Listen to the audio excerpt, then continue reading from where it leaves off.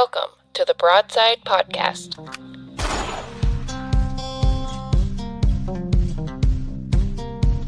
With host, my dad, Andy Elliott. All right, welcome back to the Broadside Podcast. I'm Andy Elliott, and this is part two of the Lil Titan Youth Hunt Camp. I'm joined by another handful of great kids talking about their experience at camp and the hunt, a few more members of the volunteer staff, and Jonathan Harris and Leah Justine, who are the artists who played the concert for the 10-year reunion at this camp. I appreciate you guys taking the time to listen. Make sure you head on over to elliottOutdoors.com for any of your ammo and gun needs.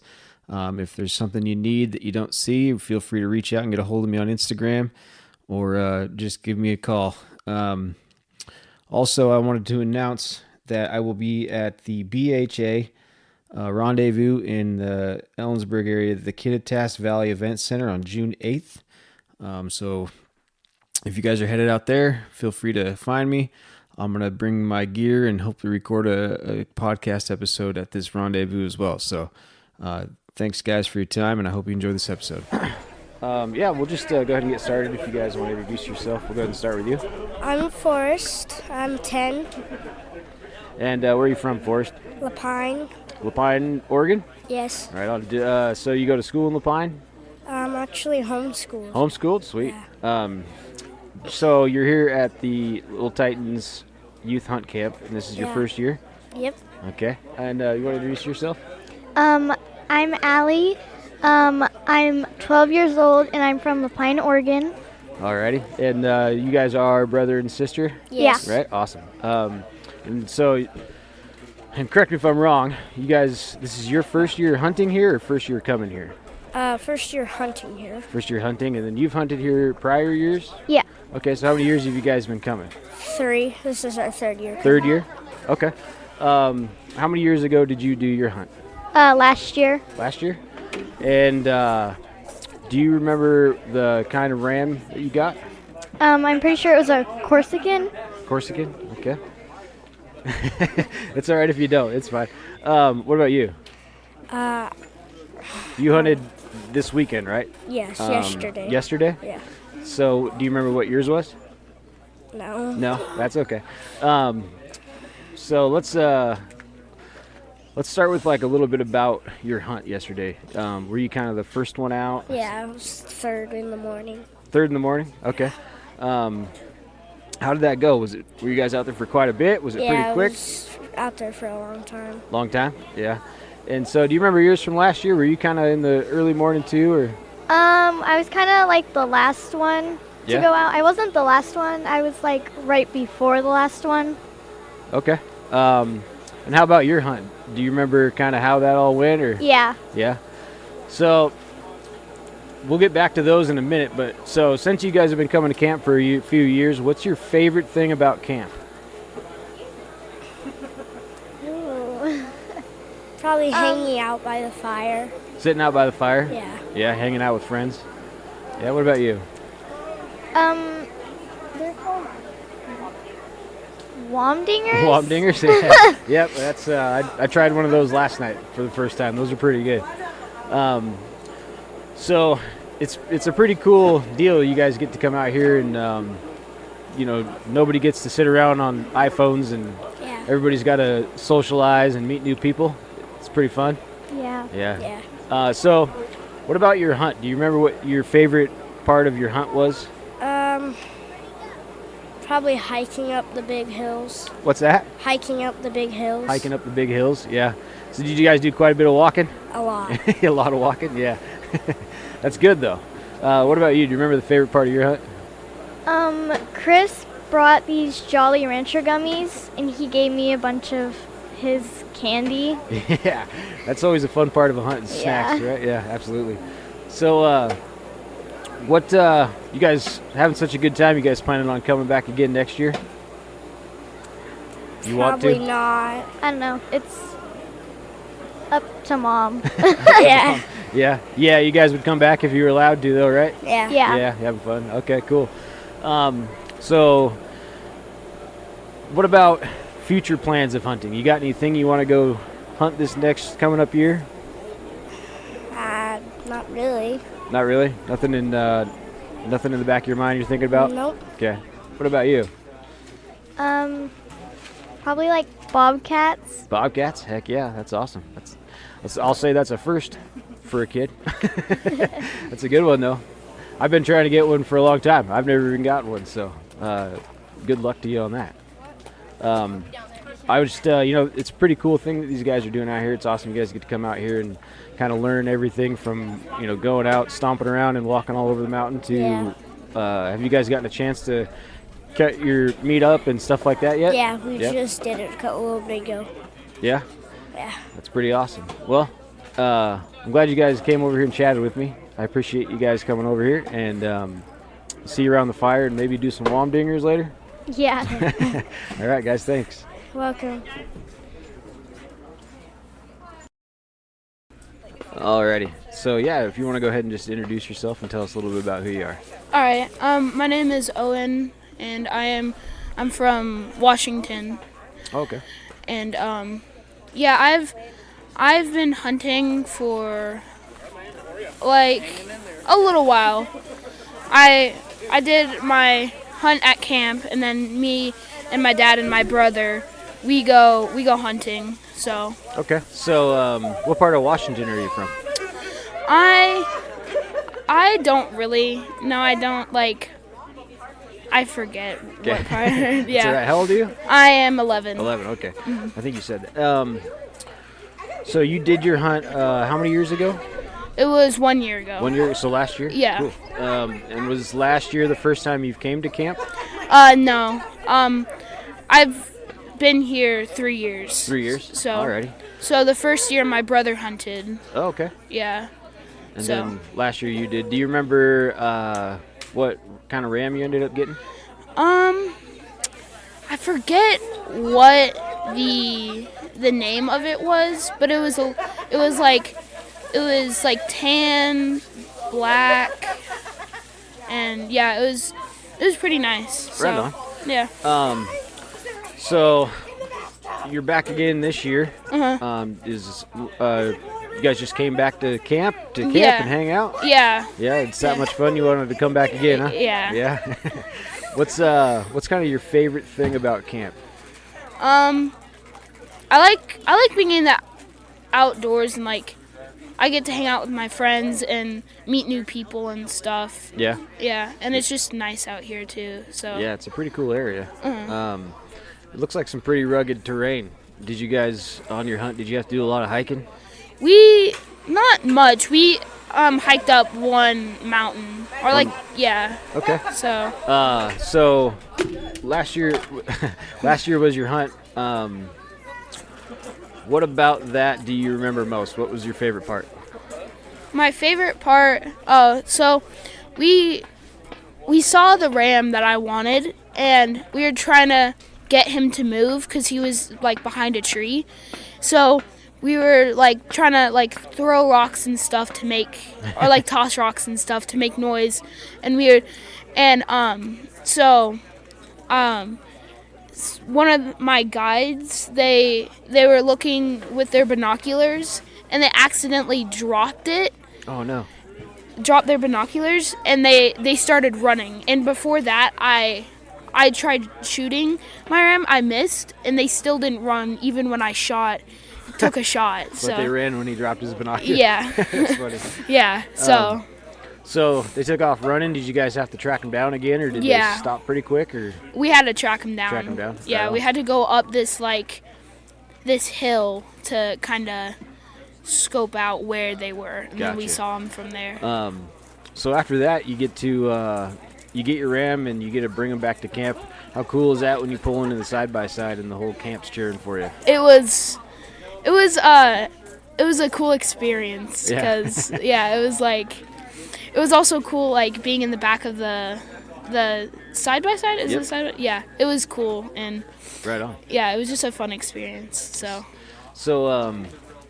what do you have planned coming up? Are you gonna plan on doing you got some hunting you want to do back home, or? Yeah, we're probably gonna be doing some hunting because we're probably gonna be doing some hunting back at home, and because we kind of found a spot to hunt, but we're still trying to see if like that's a good spot or not. Gotcha. So Doing some scouting. yeah, so we'll probably scout that Sweet. area. Right on. Yeah. So you looking forward to coming back to camp next year and hanging out? Yeah, I am, because a lot of my friends I don't get to see, so this is also a spot where I can see them. Okay, and it's, cool. Yeah, it's pretty cool to see all the kids running around and having a lot of fun without phones in their hands. Yeah, and that's something, but that I really like is that like there's no internet or anything, so you can enjoy outside and stuff. Yeah, so. that's awesome. That's Yeah. cool. I'm glad that a kid your age can realize that, because Yeah. it's a great time to be outdoors without the phone. Yeah. All right, man. Thanks for coming over here. I guess I've asked a few kids if somebody's listening to this and a kid's thinking about signing up. You got anything you want to say to that kid who might be wanting to come down to camp? I'd say it's a good idea because it's a lot of fun down here, and I think you'd have a good time down here. Good time? Mm-hmm. All right, man. Well, thank Yeah. you for talking to me. Uh-huh. And I'll see you around the campfire, huh? All right. All righty. Yeah, so we'll just start if you wouldn't mind introducing yourself and telling me about a little bit about you. Okay. Go ahead. And My name is Finn Rhodes, and I'm from Tillamook, Oregon. I go to East School, where I play a lot of sports, specifically basketball and baseball. And this is kind of my first real hunting trip, and so it's real exciting, and I'm happy about it. Awesome, thank you. What about you? My name's Adami Eckerson. I live in Washington, Chehalis.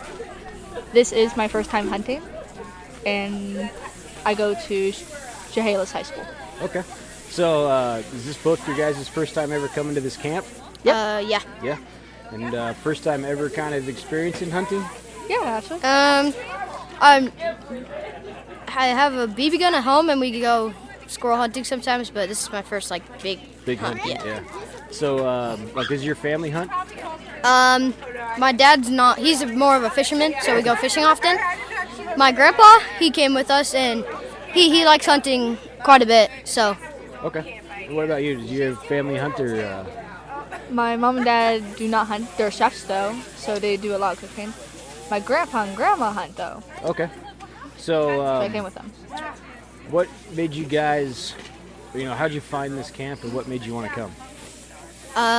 We have some family friends that came here last year, and they kind of told us about it, and so we went to the banquet to just kind of check things out, and we realized that this place is really cool, so we decided that we're going to send in a few videos and see what happens. Right on. What about you?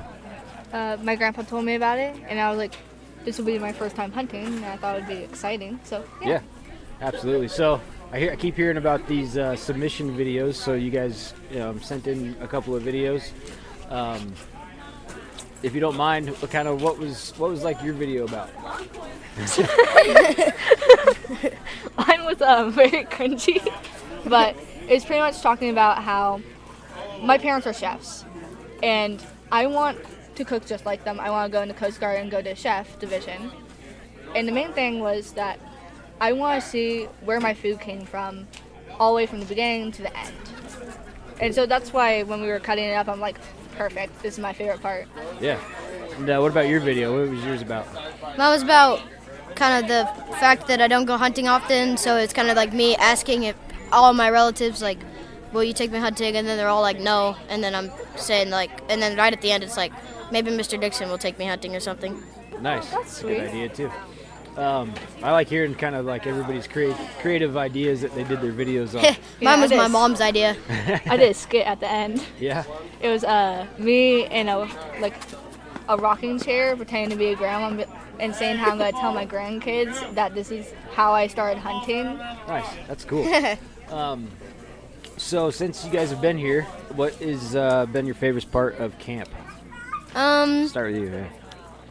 I've always loved camping, so when we came here, we brought our tent, and so that was already kind of fun. And then everything else about camp is fun. I like going down to the creek and sitting around the fire at night. Cool. What about you? Honestly, everything, especially the people here. Yeah. I got to try flint knapping for the first time. That was epic. I shot a ram for the first time. That was really cool. Yeah. And I thought I would be more grossed out about skinning it, but I was like, Yeah, same here. Good. The grossest part, though, was having to pull the guts out, but that's oh yeah, that was about gross. it. Everything else is kind of cool, watching him do the stuff he does. It was almost kind of satisfying. You know? Yeah. It's like cutting plastic almost. I was like, And especially when you, like, pull the skin off, and then there's, like, that saran wrap stuff. what did you name your mount, by the way? Did you go hunting yet? Yeah. All right, what is the name for your ram? Can never remember the name. It's the... That's all right. Everybody forgets it. Yeah. yeah, it's the brown and black one. I'm naming mine Pepper. Pepper? Yeah. You, Oh, you're actually naming it. Might as well. Yeah. So, do you remember what kind of ram you got? I got like I think it's called a black Hawaiian ram. Okay. Or like, Yeah, that's what it's called, yeah. Okay, so what about the hunt? So, did you get yours yesterday? Yeah, I got mine yesterday. I was, like, the last person out. Last person out. Did you get yours yesterday? Yeah. Yeah. So, kind of tell me how that went. When you pulled out of here, did you guys do a lot of hiking, or did you find one you really liked and it took a while to pick one, or how'd that go? So, do you want me to, like, tell my whole hunt? Sure. Yeah. So, we go out there, and most of the time we stayed on the road, but every now and then we'd kind of go off-road driving to kind of search it, like, a little bit better ground to see if there's any more, if there's rams. And we kind of, everybody each kind of got their own little corner of, like, the big ranch. And so we kind of went to our own little corner and kind of searched that for a long time. Couldn't find anything. So we went down to find the other teams. And by now it's like been an hour and a half drive, just straight driving. So we went to find the other teams, and one of the guys on the team had like a drone that could kind of fly around and find the rams. And we found a little group of like 4 of them, right exactly where we had been circling the whole time. So we had just drove past them probably 8 times. And so we went back over there, had to kind of use the walkie-talkies to kind of really find the rams. And I found the one that I liked, and we kept trying to set up the rifle so that it would get in a good position to shoot it. But each time he'd like either not be broadside or he'd have one behind it. Yeah. So we had to keep moving, and then they'd start walking off, and so we had to keep moving the rifle stand to a different spot. Finally, I got a good shot on it. It was broadside and about 80 yards off. Took a shot. So I punctured the top of the heart and then hit the lung too. So Perfect. and then he just went sprinting off, kind of flipped over a small juniper tree and kind of just curled up and laid down right there. Sweet. How about yours? How'd yours go? mine was actually really quick. So when we got out there, my grandpa immediately spotted a white one in the distance. Yeah. And they were kind of like, we wanted to roam around a bit. You just had to spot it right away. Yeah. And so we immediately went up there, and I saw the black Himalayan Hawaiian one. But I was like, that's the one. That is the one. And then we set it up. He was being a bit of a jerk, so that's one of the reasons why I turned him to Jerky. Same here. And he kept like going in front of one, and I was just like, move please. Yeah, bruh. Slightly turn this way, and then he'll like get into a good position, and then he would turn the opposite way. I'm like, thank you for that. Yeah. Hit him once, and he decided to lay down, like it didn't bother him at all. And so we had to move closer, and I got a really good look at him. I'm like, I made the right decision. Shot him once, and then he just peacefully laid over. I was like, that was the most peaceful death I have ever witnessed. Yeah. Mine was not peaceful. He sprinted and then flipped over a tree. Yeah, sometimes they're those are both kind of different ways that things happen. Regardless of how good of a shot you might put in it, they might run off, or they might just lay down right there. You never know. Yeah. That's kind of all part of it. So it's pretty cool that you guys get to experience that, but also the stuff that happens after that. and like you said earlier, you get to see and process and skin and learn how to gut it, and then sounds like you guys are going to get some jerky made out of yours, and some sausage or something probably. Yeah. Yep. So that's cool. So do you guys think you'd come back next year or another year for camp? I have a brother, so apparently the one sad thing is that you can't take siblings. Yeah. So one of us had to come, and it happened to be me. And so we're hoping he can get in next year. And even if he doesn't, I'm hoping that we all come back. And I want to see my brother, go out there and shoot the ram. So Yeah, that'll be fun. So after camp, do you plan on going hunting when you get home for this season? You plan on anything? I hope so. Yeah. I'm not too sure about that yet. Okay. But I really do hope so. What about you? You got some plans? Oh, I don't have plans yet, but yeah, I would think that now that, especially since we got the rifle, we couldn't really hunt because we only had a BB gun, which couldn't really bring down much. Yeah. And now that we have the rifle, then now we could maybe be more effective when we hunt. So Sweet. hopefully we can hunt more. That's awesome. Yeah. Well, guys, thanks for coming over here and chatting with me. It's cool to see everybody get to run around here and have a good time at camp, and everybody enjoy each other's company. So I guess thanks for coming on. Thanks for chatting, telling me the story, and I guess I'll see you guys around the fire later cooking womdingers, you think? Yeah. Alrighty. Well, thank you.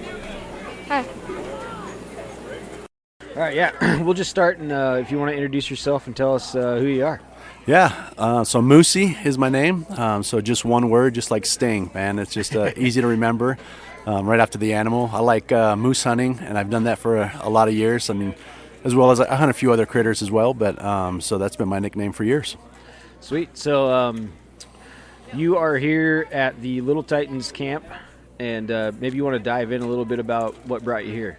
I do. So actually I was at a show in Portland last year, and a kid came by the booth looking for some camo, and so I sell hunting apparel, and he came in and I sponsored him and put some clothing together for him, and Chris, the owner of Lil Titans, came out, and he gave me a thank you through internet, and social media platforms are pretty cool nowadays. I mean, you can reach out and meet a lot of new people, and so did that, and I asked him a little bit more about his organization. He kind of explained it to me, where they take kids out on their first hunting trip, and I was hooked. So I came in and I said, hey, let me donate some stuff to you guys, which I did, and then asked if I could actually come to camp and experience it, and it was just a great time. So I was here last year, and this is my second year, and I plan to come next year as well. Okay, cool. So yeah, you've got the if you want to catch and release camo is the name of your brand, right? Yeah, that is. Okay, and I think it's awesome from my perspective, because I've got a 3 and a 5-year-old, and it has been impossible to find any quality camo to take them out into the woods. And so maybe tell us a little bit about kind of what you supply for kids in the camo. And I will, and I'll start with the name, because everyone's always asking, how do you catch and release a deer and that kind of stuff, right? And it's just the name doesn't fit. The pattern, it's a moose camo pattern. It's 6 different colors of moose on top of each other. We have a brown and a green, and for different terrain. But even though the patterns there works really well. And so the name Catch and Release kind of came from, I wanted to be able to have an exchange program for kids. So as kids grow, they can exchange their program back in. So hence the Catch and Release. They give the camo, they get new camo, and it works out really well. So we've really expanded in that market. We go down to 2T, which most camo I don't know of any camo company that does that. And nobody has a trade-in program. So, we start at 2-year-olds, and we go up to adult 6X, which a lot of camo companies don't go that big as well. So we like to cover the spectrum of it. And so, yeah, it's been a learning curve for me. I've been in business now for 6 years, and we're really expanding. This last couple of years, our clientele has grown quite a bit. We have a pretty good Instagram following, and like I said, social media is kind of the way to go and get out and about. So, but yeah, with the kids program, we have some just quality, affordable stuff. No matter what condition the product is, when it comes back, we accept it. We give them a new set for a small fee. And then we take that. I have a seamstress that works for me. She fixes any buttons, zippers, anything that breaks on it. Kid crossing a fence, rips a pants. We get those all sewn up, and then we donate them to different youth organizations across the U.S. Yeah, that's awesome. Yeah, so we did a lot of chatting yesterday about a lot of this, and we probably should have just been recording then. So, but what about I want to hear a little bit more, maybe than what we talked about yesterday into your background of hunting. I know you've done quite a bit from what I learned.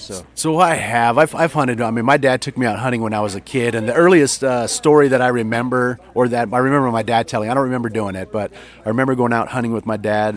We were squirrel hunting, and he took me out hunting, and he was trying to get lined up on a squirrel. And my story goes, I had to go to the bathroom, and I said, "Hey, Dad, I need to go to the bathroom." And he's like, "Hey, you gotta wait. And then finally he shot this squirrel. Well, by the time he shot it, I had wet myself.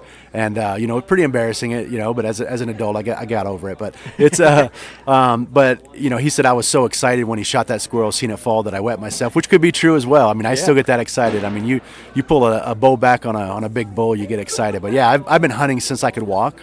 And we've hunted. I've hunted all over the world. We've traveled a lot with my dad, and over the years I've had some great experiences. And we could have 7 or 8 hour long podcasts on some of the different areas that I've gone. But I remember from squirrel hunting, to as we've grown older. I shot my first elk when I was in college, and I was I've been an elkaholic ever since. And and then I hunted moose, and I really love moose hunting. And it's just a great majestic animal.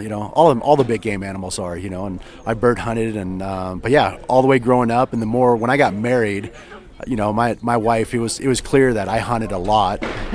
She didn't realize how much I actually hunted, and yeah, I don't think they ever know. they don't. I mean, our passion is just, it's just in the blood. It's just, it drives us, it brings us forward, and so I would love to do it. And I'm getting older now. Age is just relative. It's kind of like being rich. It's just a different number and stuff. But I definitely feel it when I hit the hills. You try to cover 2,000 feet elevation vertical in the morning, and you're hunting, you're 8 or 9 miles and valleys, and man, it takes a toll on you. But yeah. I wish I could like I could before, right? So, but we still get after it, and I plan to until I always told my kids I was going to hunt until I was 50, and then I was going to start fishing, But I'm never going to give up hunting. It's just a great sport. So yeah, I've hunted all my life, hunted over different places throughout the world, fortunately, and I made a lot of things happen to get to that point. So, of all the places you've been, I mean, we probably, like you said, could do a bunch of episodes on all of them, but what's a couple that stick out for some of your fondest memories of places you've been? For me, probably hunting chamois and tara in New Zealand. That was kind of one of the most different experiences. We hunted out of helicopters. We talked to a guide and we said, hey, we want to go after this. These animals, what's it going to take? It's like, well, we can hike back in, and it's going to take 2 to 3 days to get to where we're going, or we can jump in a helicopter and go back there in about 15 minutes. And so we hired a helicopter. They dropped us off, and the realization of seeing a tar on a side of a hill that I wanted to shoot, and realizing I couldn't get to it without, you get the wheel and rope and pulley and stuff to be able to get to it. It just shows you how agile and versatile these animals are, and how they adapt to these hills. And so that's one of my more extreme hunts, even though we did cheat, if I can use that word, to get in with a helicopter. I mean, it was hard hunting. We were hunting the South Island New Zealand glaciers and that type of stuff. So that's one that stood out. And it was another hunt that we went on is a moose hunt. I went with my dad. I was 30, he was 60. We called it our 30-60 hunt. I ended up getting a moose, and just seeing how big an Alaskan moose was. I mean, once you put them on the ground, you walk up and you lay down in the shovels, and you're like, man, this is a bed that the rack that goes across, and they're just great big majestic animals. And so that's when the work starts. Yeah, for sure. And anything else, I've hunted bear, a lot of bear, and just bear baiting. That's controversial in some areas, and I always feel if it's legal and ethical, you can do it. And but I love bear hunting. And the first time we went bear baiting, and a sow and a couple of cubs came in, and be able to videotape that, it's just an experience. You realize how quiet these animals are and how well adapted they are, and they can smell you. They smell as they go along, and just how unintuned humans are in compared to the animals, and really the extra effort we have to put in to be successful. Yeah. And maybe I missed it. Where were you out of again? Where my location? Yeah. So I'm in Nampa, Idaho. So we're just outside of Boise. Yep. Okay. So you're still allowed to bait in Idaho, right? We are. That's yep. Yeah, we're allowed to. Yeah, we have hound hunting. We have bear baiting, and all that is legal. We do a lot of spot and stalking as well. So there's it's just I heard a lot of states. I've hunted in a lot of states, and every state has different criteria on what they do and what you can do. And Idaho's one where there's no orange requirements. Other states there's 400 square inches. Some you just have to wear a hat. So traveling around and doing a lot of hunting, you have to just adhere to the policies and the laws that are in place. And I know Idaho fairly well. Every time you go out of state, it's like you open that book and make sure you're being legal. Yeah. Yep. So being from Washington, I have to open the book every year, just in Washington, to make sure I'm being legal. There's as much stuff as they're changing, but I do quite a bit of stuff in Idaho every year. I was spring bear hunting there last year. I'll be there again this spring, and I've got a tag for mule deer general season, and it's funny how like Washington and Idaho border each other, but yet how different it feels like to be in both places, if that makes sense. Like, I feel like, and I know there's probably a study somewhere that maybe proves me right or wrong, but hunter orange almost seems like it's a worse idea to have it on than not. I feel like it gives people more leeway to just try to shoot at anything that moves that's not orange. And while that's shouldn't happen at all, obviously people are people, and I always feel like the no orange thing in Idaho just makes way more sense. Yeah, and if you look at the statistics, and I'm not I don't know them all off the top of the dome, but as far as hunters getting shot, it's very minimal in Idaho. Yeah. And stuff. And I get it. You could say, well, it's less people hunting in Idaho, maybe. Which, as a resident hunter, I can tell you, there's a lot of hunters in Idaho. And just every time you look for a parking spot or even hiking a trail, there's somebody that's parked there, or there's 10 or 15 people. And yeah, there's probably a bunch of Washington plates. There is, but I'll forgive you this time. Yeah. So, but no, it's that's a controversy. A lot of things seem to be controversy. People throw out that word a lot, and and I'm looking at it. I'm like, man, let's just get back to common sense, and let's just do. Let's all be safe. Let's learn about hunting, and I'm one for. I think there should be a shooting requirement. You should be able to hit you should be able to hit a target before you go out hunting. And they say, well, it takes away our rights, and I know that's a slippery slope, man. If you start putting restrictions, so I do understand that. Archery hunting too. There's a lot of people that get their archery stamp, and then they can't go from there. Oh, and then okay. And if you can't hit the broadside of a barn, maybe you should practice a little bit, and for me, it gets back to a lot of common sense type stuff. Yeah, we're going to have to probably hit pause on this thing while this ram comes in, if you want, and we go check it out and just kick back off where we... Sounds good. Yeah, it looks like it's the last ram of the hunt. Last ram of the week, so alrighty. Catch you in a minute. Hit pause. All right, so we kind of left off talking about the differences of hunting in a few different states and the hunter's orange thing. I kind of wanted to dive into, you mentioned... getting to watch sows and cubs come into bait piles. That's kind of been a sore subject in Washington, that they want to fault us for shooting sows, but then they don't give us the option to put out bait and take the time, which is probably the easiest way to differentiate between the two, is a bait pile, to get there and watch them for a long period of time. Yeah, and that's one thing that I realized. We've done a lot of baiting, and being able to see the animals and decide, okay, it doesn't have to be a rush shot. It doesn't have to be, you get to actually study it, see if a sow does come in, is there cubs with her, and that kind of stuff. And, and it's illegal in Idaho. You can't shoot a sow from a cubs, nor as a hunter do I want to, that's not my goal to be out there. And so I'm for baiting, just for that reason. I think it brings extra elements of, what we like, from hunting from a humanitarian, standpoint, or that kind of side, and I know a lot of places, guys are spotting stock, they see a bear, they're shooting. It doesn't matter if it's with cubs or without. And a lot of times you don't see the cubs, I've actually been charged by a bear before, by a sow with a cub. And so I know that cubs, they send them up the tree, and they do their thing for a while to make sure it's safe, just like my wife would do with our kids, right? So it's just a mama bear mentality, and that way, with the baiting, like you said, you can kind of see the difference between that. Yeah, so that's funny, because it would have been 2020. I watched a bear that we had contemplating shooting for 15 minutes, and I was like, man, I don't know. Like, we were 600 yards out. We were trying to come up with a plan, and I'm like, something about that bear just feels like it's a sow. Like, it just the way it was moving, and I got to watch it for a little bit, and no cubs in sight. So we sat there, and I was getting crap from my buddies, like, we need to go get that bear. I'm like, I don't know. I feel like that bear's got cubs somewhere. She keeps looking into the timber, right?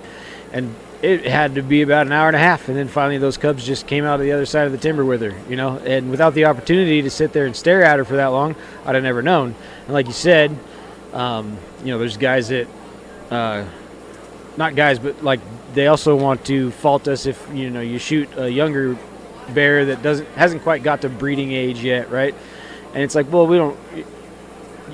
If you bear hunting and you're spotting stock, and it's so hard to judge the size of a bear at any distance. It's probably the hardest animal to judge, really.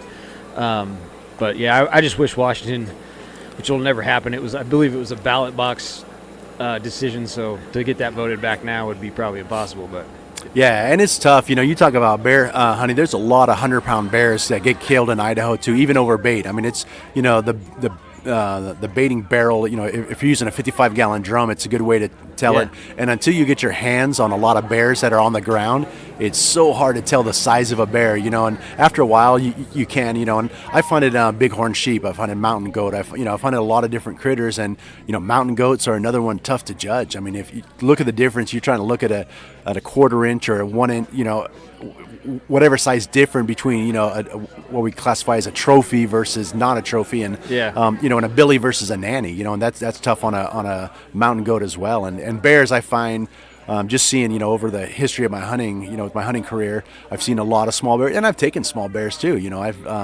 And it's something that you have to learn, and you have to put your hands on. And fortunately on a bear, you can shoot more than once in a lifetime. When you get to I've shot all once in a lifetime animals out of Idaho, and it's you get one shot and that's it, and you have to do a lot of research. And fortunately I have a lot of great mentors that have taught me some stuff and tips and tricks, and how to judge animals a little bit better. And so yeah, it's but it is tough. It's tough to judge animals, and like you're saying with the bears, it's a tough one. Yeah, it's hard to not, you go in there, put in all this work, and you come across a clear cut or a hillside, and one takes off, or one just happens to pop out for a second. You don't really have a lot of time to make that decision. Yeah. And I know I've shot small bears too, and it's like, man, if I would have just waited, but like, you just don't know, and that's funny. Like, I have a buddy that shot a mountain goat this last year, and I listened to a few people talk about how to judge those things, and it's like a science to like figure out, the right one to shoot for those guys, because like you said, it's a once in a lifetime deal. And it's and we get back to, and we'll probably talk more about it. I sell hunting apparel, right? And that's what and so, but I have a lot of times, people are they're trying to figure out where to spend their dollars, and like I said, I don't want to bring up too much politics, but in Biden's world now, we're getting struck a little bit by and the dollar just doesn't go quite as far as it used to go. But it's I tell people optics is the way to go. You need to spend money on optics. And that's, we all have a preference on what we do. Some people have money to spend on optics and camo and new trucks and everything else. But for me, especially judging, when you get to the bighorn sheep, the mountain goats, and that it's really a once in a lifetime hunt, and you got to make sure that the one you're taking is the one that you want, and I ended up I shot a nanny, which you can in Idaho, and it's one that we judged her. We liked I was doing a full body mount, and I liked the coat, I liked everything else. We knew it was a nanny, and we saw, that could be controversial as well, but it's really hard judging. Fortunately, we knew, and we decided as my hunting partner and me, that was the one that I wanted to take, and it was a great representative of the species. So we but if you don't know and you get disappointed, you pull the trigger, you can't pull that bullet back. Yep. Yeah, exactly. Yeah, hopefully one day I'll get the opportunity. All those oil tags in Washington, everybody draws them after they're probably passed away, is how it works there. But so you said you've been kind of all around the world. I asked you about kind of your favorite hunts. What was your favorite place to visit? Man, every place I go is my favorite, and it's, maybe that's a cliche or whatever, but it is. Because there's new experience everywhere. Every state has different animals, different habitat and stuff. from a different standpoint, I've hunted Africa, and I thought Africa was pretty fun. We got to go to the local markets. We got to go, just seeing, bringing, the rifles into the country. It's just a different type of experience. So I enjoyed it. I like culture. My mom's Swiss. I graduated high school early when I was 16 and got out and I traveled. I spent a year and a half in Switzerland learning German. I speak, German and Swiss German and barely English, but sometimes I can speak drunkenese. But yeah, it's I love traveling. I've been all over, traveling from the world. So when I go hunting, I really like seeing. I'm not a museum type of guy. I'm not one of those where I need to know the history, but I love the culture. I mean, if I can say those and separate the two, I think there is a difference. I like to see that, people's heritage. I like to see, that type of stuff. So when you go to Africa, I mean, it just kind of brings you back to, just to roots on stuff. And it's being commercialized like anything else. But I probably enjoyed that one the most. Yeah. It's funny you say. There's definitely a difference between seeing a culture represented in a museum and feeling it, being there and experiencing it, right? Like, it's kind of what you're saying. Yeah, that's exactly it. So. Cool. Yeah, and like we can definitely dive into your Camo company clothing line. I want you to kind of dive into where did that come from? How'd that start? What was the driving force behind that? You've got the nickname Moosey. You've got the moose on the camo. So I'm assuming your favorite animal to hunt's probably a moose, huh? Yeah, that is kind of so. Yeah, it's funny. The Moosey, it kind of came from a drive from the internet. You talk about social media, and that was back before I had a website. Back before Instagram and Facebook and stuff came around. It was a pretty successful hunting forums, and I had sold that, and on there it was actually a gentleman from Louisiana nicknamed. I went on there as Moose Hunter. Well, like I said, I had. Alcoholic, it's kind of I own that website and that was already taken, of course. It's kind of a catchy name, Deer Hunter, Deer Slayer, whatever. And so I was on there as Moose Hunter, and then from the Moose Hunter, it derived to Moose and then Moosey. So back in 2000, got nicknamed that. And but yeah, it's I do like that, from that, and that's where that nickname came. So when I started the company itself, it was really based around kids. It was around youth camo and that type of stuff.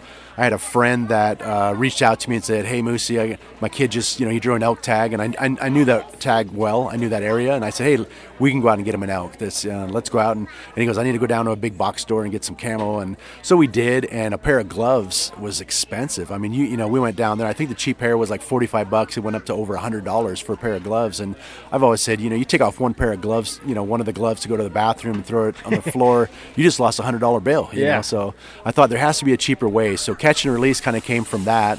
It was an exchange program. Just you can give and get camo. So you explained a little bit about that exchange program, and so what are the products you offer? You got like a head to toe kind of run, or what do you got? Yeah, so our main one is our DWR set. So it's a waterproof material. It's called Micro Peach is the material. It's a soft, quiet, synthetic material. Being quiet's really important when you're hunting, as you know, and most of your listeners. But it's and so that's important, especially with kids. I mean, kids are loud in general as it is, and and it's just hard to get past that, as you can hear in the background here. Yeah. But yeah, so we started with that product. It was jacket pants combo, super affordable. It's $139, and it's quality made. We back everything up 100%, everything that we make.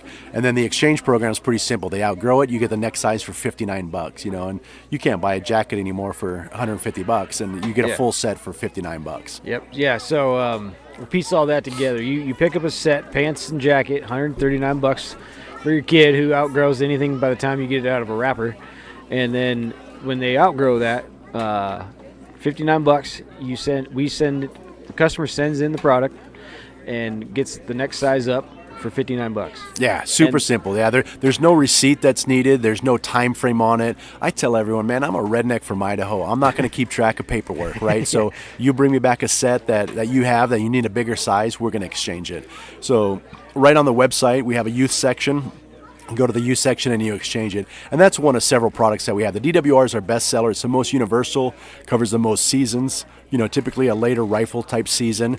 We have an early season set too, super affordable, $72, jacket pants combo on that, and it's you exchange it for $45. Oh, wow. And that's as they outgrow it, and it's just a lighter weight. It's not insulated, but it's just a great earlier type season, archery season, September into early October.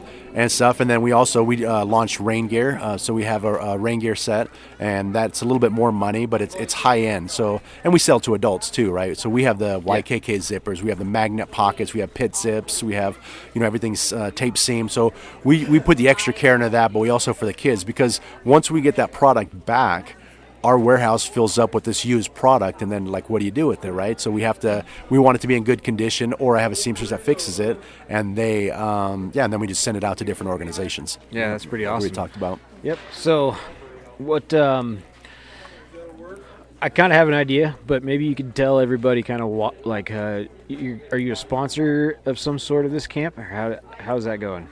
Yeah, so when we teamed up last year, they were looking for help, and I'm a small company. I'm, in relations to the dollars and the marketing and the donation wise, but I do what I can. I've donated to a lot of different organizations, especially youth organizations. So we do, donate camo and different products to these guys, and as new hunters, and stuff, you just don't know, especially when you have a first-time hunter. Are they going to like it? Are they going to stick with it? So you don't want to spend a lot of money, And so what I do donate, and as a sponsor, if you will. So I sponsor all the kids from that. So we get camo in camp, and it's cool too to see your product, as a lower name brand, if you will, company, to see people looking at liking the camo and using it, and especially for the first time. The smiles on kids' faces is just phenomenal. I mean, just as an adult, we start chasing bone. We want to get a 200-inch deer. We want to get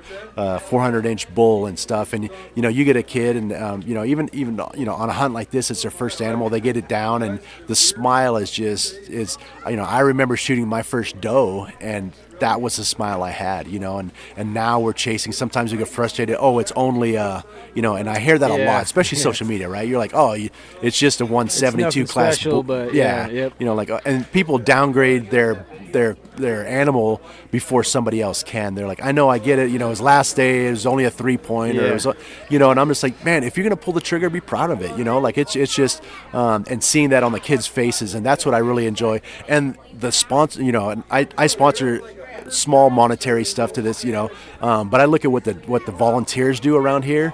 They blow me out of the water as far as we have cooks, we have cleaners, we have guides, we have and I say we as I feel like I'm part of the organization, and everyone really steps up to the plate, and that's what an organization needs to thrive. And I'm happy to be part of it, to be just a small piece of it. Yeah, that's awesome. I mean, I've seen. This is the first time I've seen your camo, and now it's everywhere around this camp. All the kids are running it. I just, I picked up a set for my daughter, which is awesome because she needs some for turkey season coming up. And like I said, I don't think anybody, it's impossible to find. Anything with any quality and a camo pattern that works. And I'm excited. It's cool to see that she's got that. Yeah, and it's awesome. So this camp is off the grid, right? So we don't have we don't have the Wi-Fi connection. We don't have cell service out here and stuff too. And most people don't carry around cash. I'm a cash guy. Hopefully nobody rolls me, but I usually carry a significant amount of cash on me.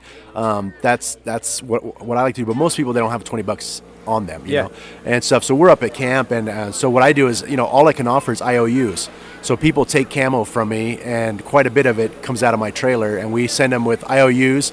They sign a piece of paper. I like to think that I do business the right way, and I'm a handshake type of company, and so there's several dollars worth of camo that's leaving this place where I'm under the impression they're going to pay me, and hopefully they do, and they have, last year everyone did, and hopefully this year everyone does as well. And I don't worry about it, because the communities that you build with these type, when I say these type of peoples, I mean it's a family up here, and it's just if you're not a family on the first day, by the time you leave, you're giving hugs to strangers that you're like, now he's my brother, he's my sister, and it's just and I feel that camaraderie up here, and it's just, you don't get that everywhere, and that's, people talk about hunters all the time about, this and that, they're killers or murderers and stuff. And, and I look at it, we're the ones that give back. We're the ones that put the money back in the habitat restoration. We're the ones that, that do that type of stuff. And we're looking at, we want animals to be out in the field so we can harvest them, as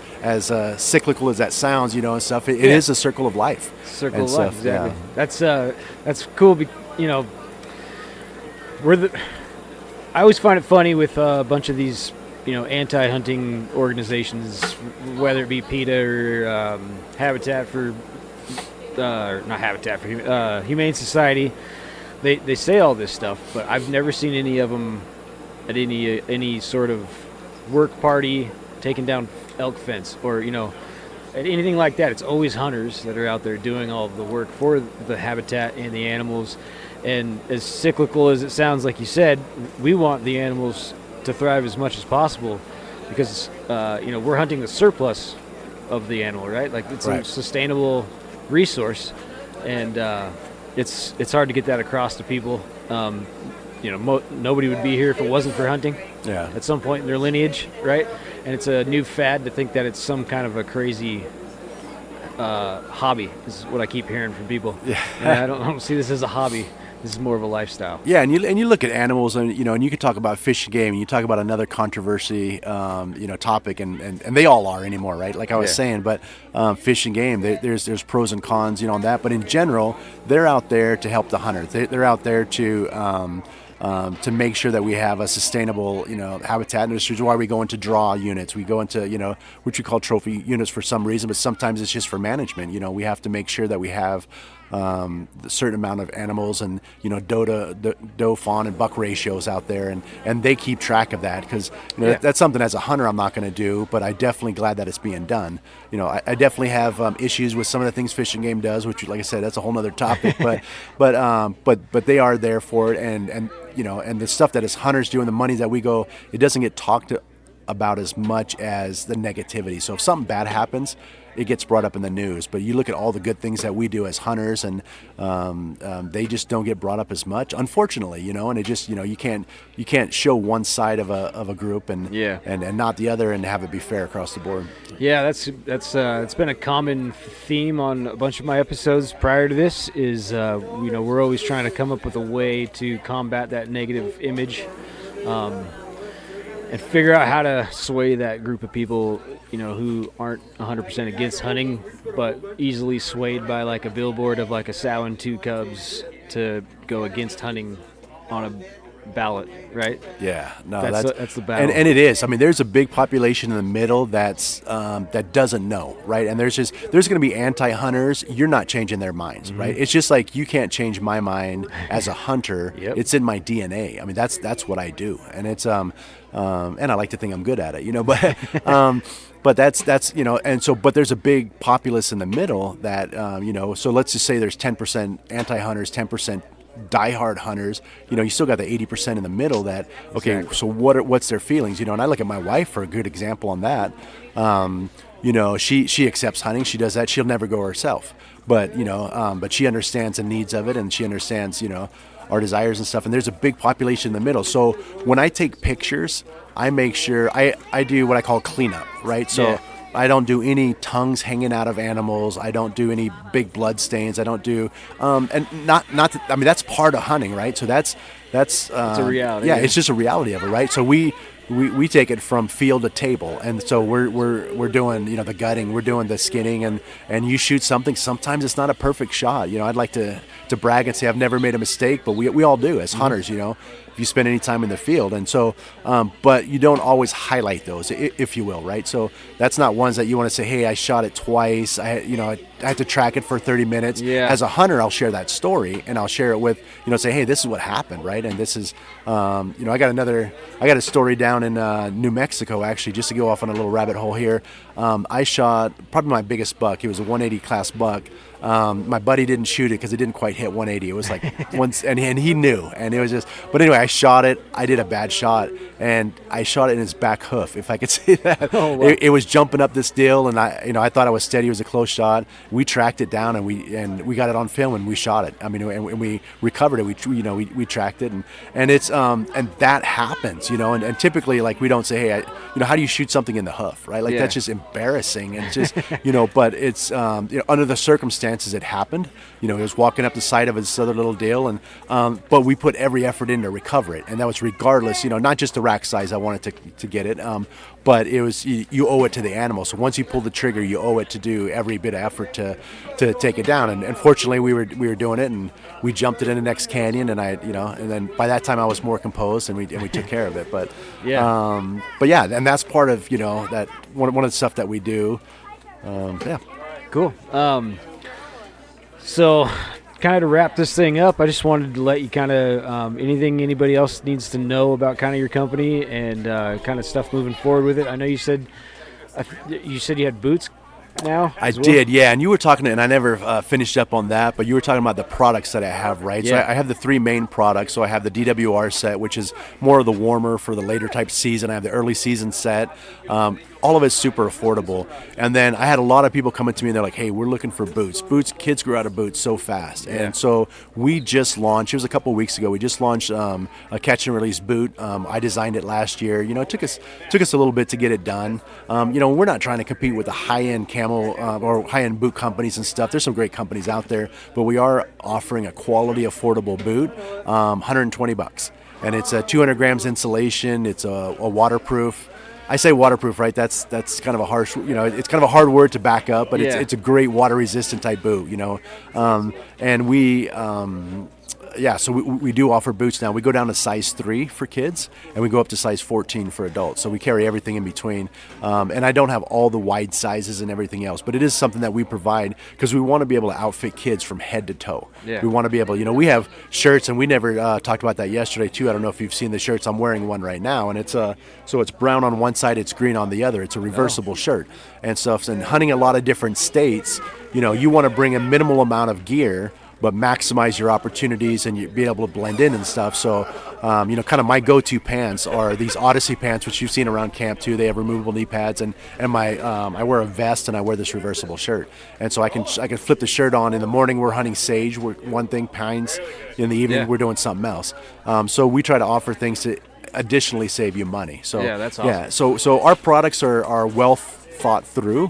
Just having a lot of hunting in the background, and it's things that I use from a practical standpoint, like the coattails on the jacket. That's something small. I had a jacket that I was sitting in the wind and the water was going down my butt crack, and and that's another reality. So I was like, hey, I don't want that to happen again. So my jacket, my DWR jackets have that coattail on the back. As a manufacturer, it offers something else to people, but it doesn't. It doesn't cost a whole lot more, but it gives a big benefit. So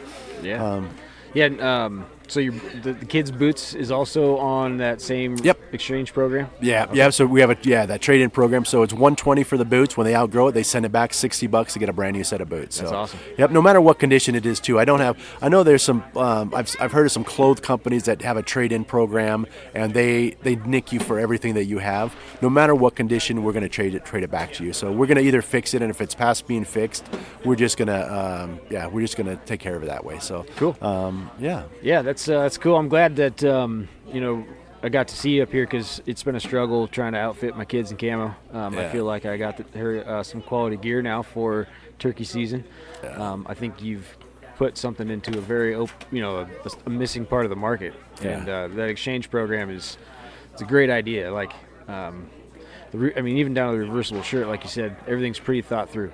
And we're learning. You know what I mean? Like I tell everyone, I'm in the industry and I've been in here for a while, but there's still a lot of stuff to learn. But if I can plug the website or real quick, so it's just catchandrelease .us, all spelled out, and we're a U.S. based company, so we had the .us at the end on that. So and that'll get you to any of the sections. You could do the pull downs. We have a membership program which we haven't even talked about that gives you additional discounts, and we're expanding where we're doing hunt giveaways on the website. We're doing a lot of different stuff, Moosey's members, and all that information's on the website. And I'm super personable. I personally answer all emails that come through the website, all the Instagram, all the Facebook, all the so every night I sit and watch shows with my wife to kind of wind down, and while I'm doing that, I jump on my phone and make sure everyone gets answer to the questions, because there's a lot of new hunters as well as experienced hunters that have questions. They're like, hey, tell me about this product and stuff, and I want to make sure everyone's taken care of. Yeah, that's awesome, man.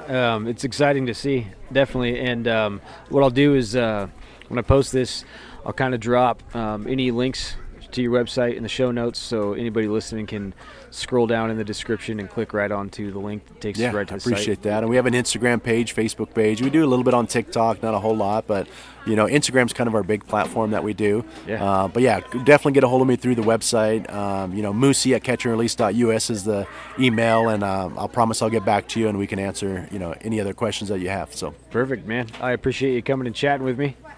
Yeah. And I'm looking forward to hanging out the rest of the weekend, and maybe you have to get my son a set after this trip. Yeah, too. Sounds good. Well, yeah, it's a pleasure meeting you. All righty, thanks. Yep. All right, yeah. So if we can have you introduce yourself and just tell us a little bit about you. Okay, so my name is Jonathan, and I was hunting. I hunted a pheasant for my first time ever hunting, and then this was my first big game hunt, so it was fun. And I play sports like basketball and baseball, and baseball season has started, so I've been practicing baseball. And then So how old are you? I'm 10. 10? Yeah. Where are you from? I'm from Tualatin. Where? Tualatin. Okay. So this is your first big game hunting? You've done some pheasant hunting? Yeah. So your parents hunt? Your family's kind of into hunting? Yeah. Okay. So is this your first time ever coming to this camp? Yes, this is my first time. Okay. I've heard quite a few kids talk about that they had to make a submission video to get selected. Oh, yeah. And everyone always smiles when I bring that up. So what was your video kind of like? It was kind of like different stages of like what you have to go through when you hunt, and yeah, like weather and like spotting things. Cool. And yeah, mostly those. And yeah. Sweet. Yeah, I like to hear kind of the story of everybody's videos. Those are kind of cool to hear. So you found out you got selected. Was that pretty exciting? Yeah, I was very excited. Yeah. And so we're here Saturday. Did you hunt today? I hunted on Friday. So yesterday? Yeah. So okay. yesterday. Do you remember what kind of ram you shot? Yeah, I got a Corsican, I'm pretty sure. Corsican ram? Corsican. Sweet. What about that hunt was like your favorite part?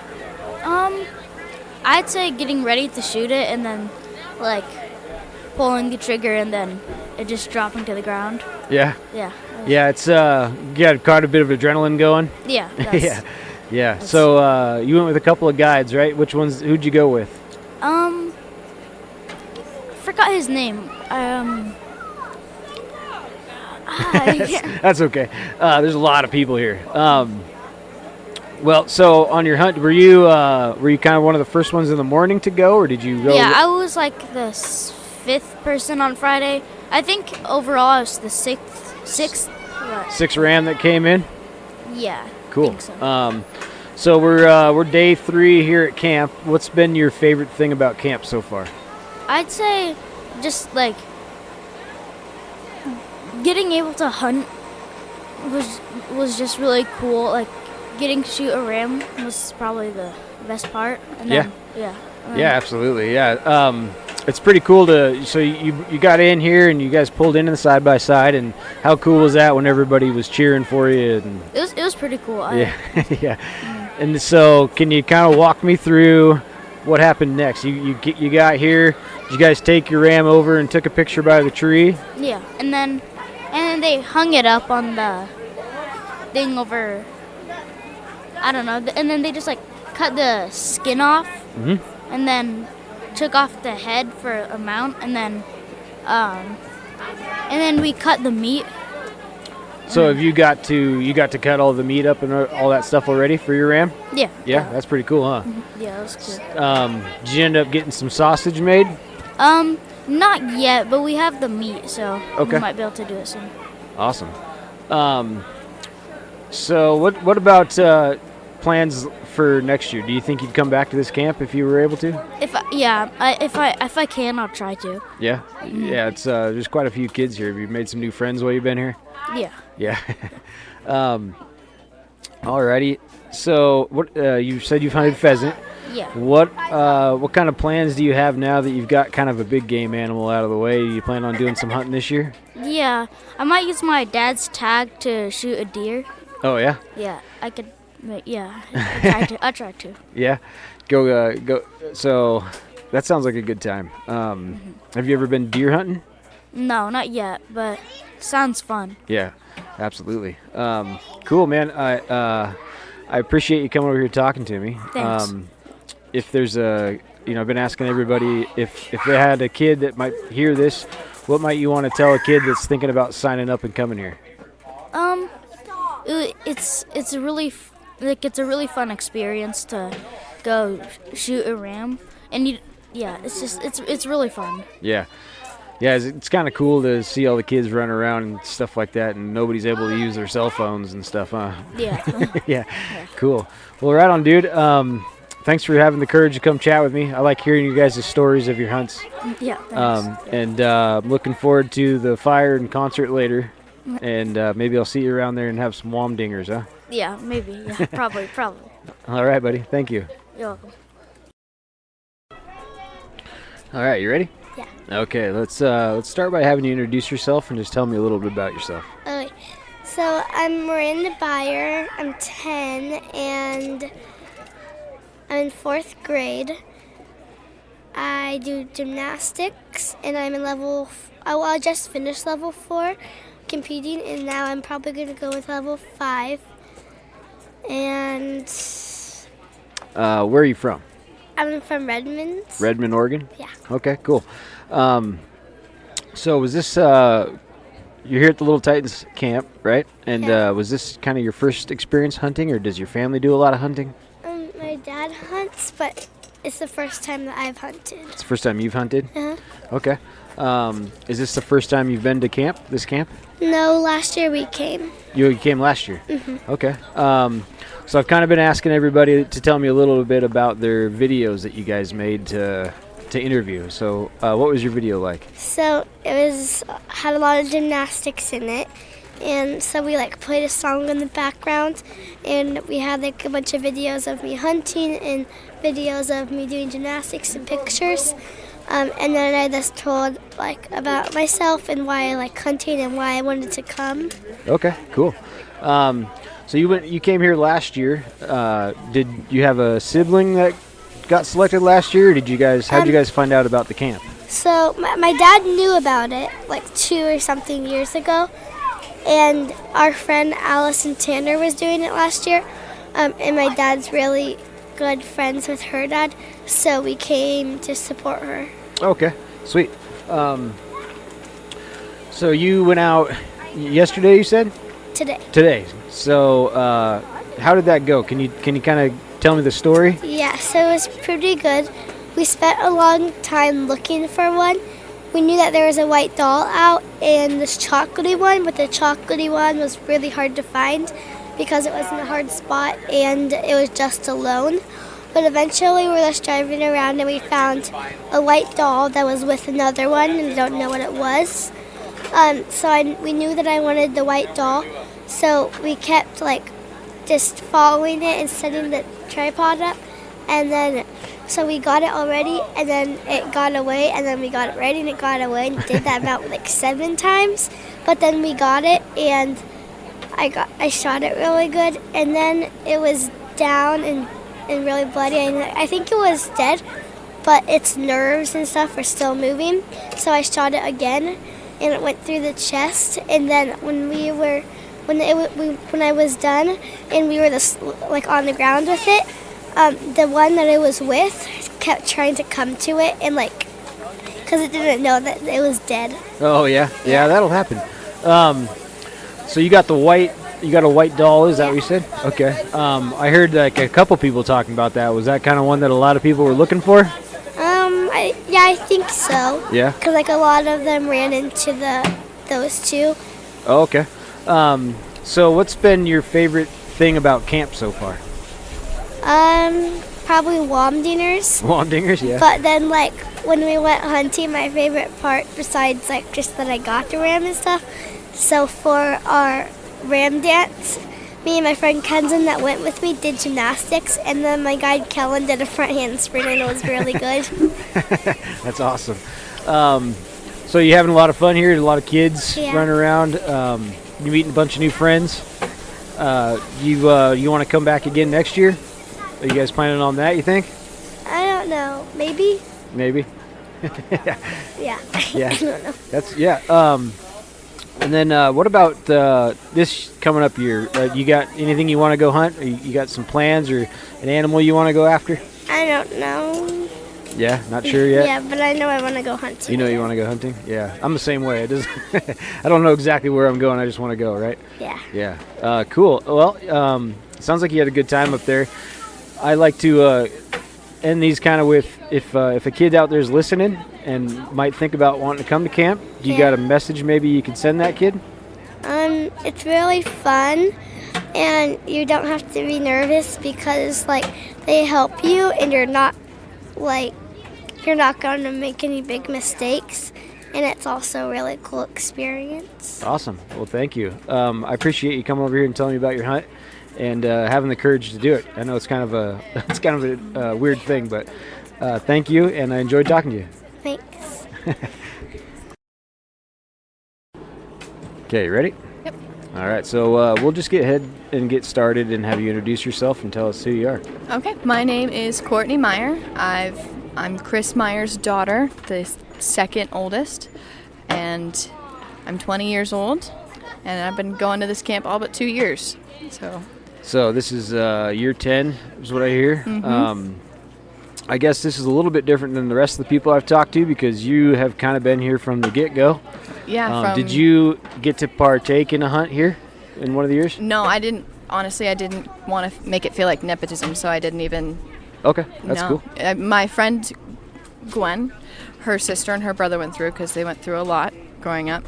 And so it was really great for her sister and her brother, but she and I were both around that age where we went, it's probably not something we want to make it. Other camps have come through and they kind of pick kids that maybe don't necessarily need it, and we always want the kids who need it to get that opportunity. So yeah, that's super cool. So you've got a lot of years hanging out here at this camp. What's been kind of your most memorable moment since you've been coming here? Ooh, let me see. there was one girl.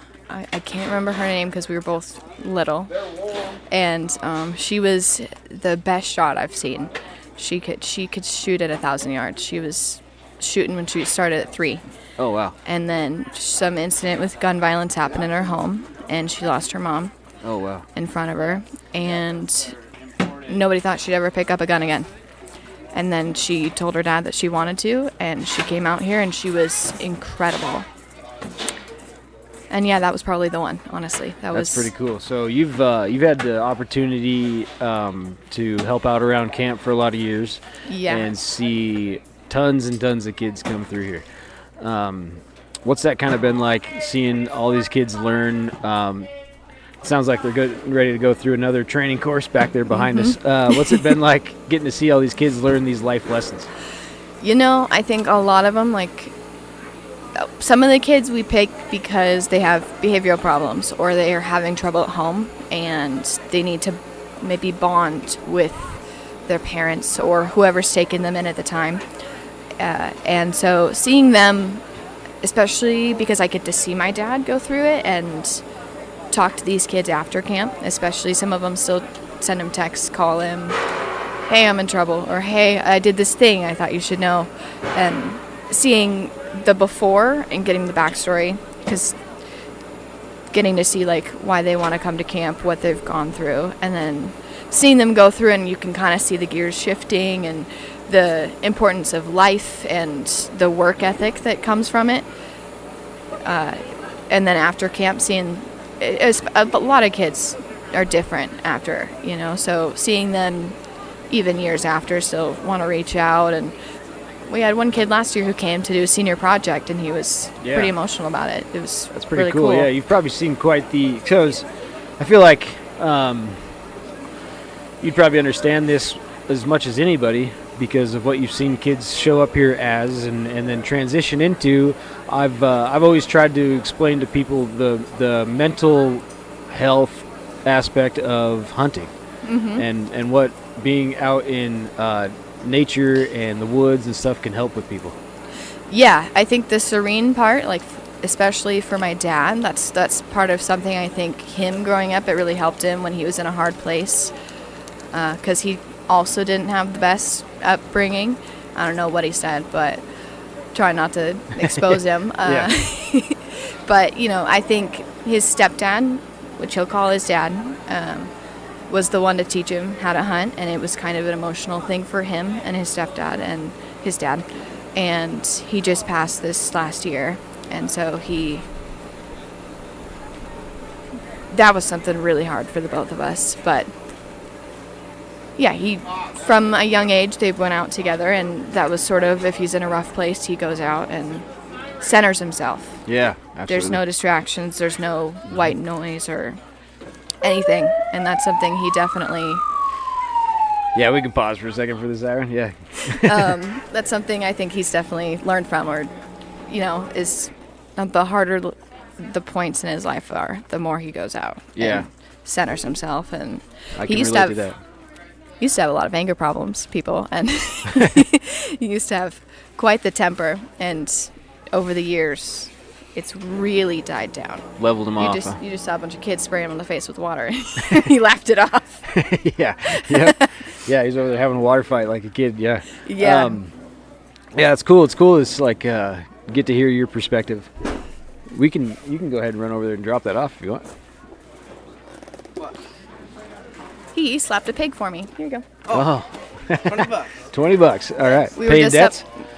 We were just up on that hunt, and I've always tried to step back to let other kids go or let people want to learn.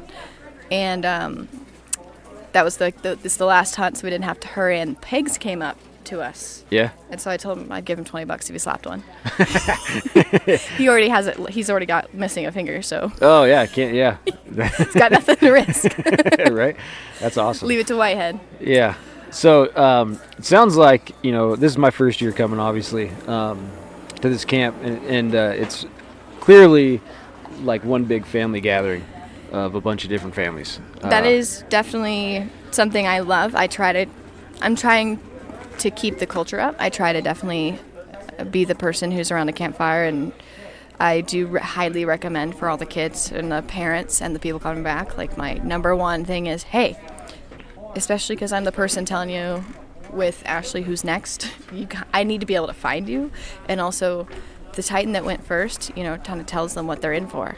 Yeah. And gets them hyped up for the experience.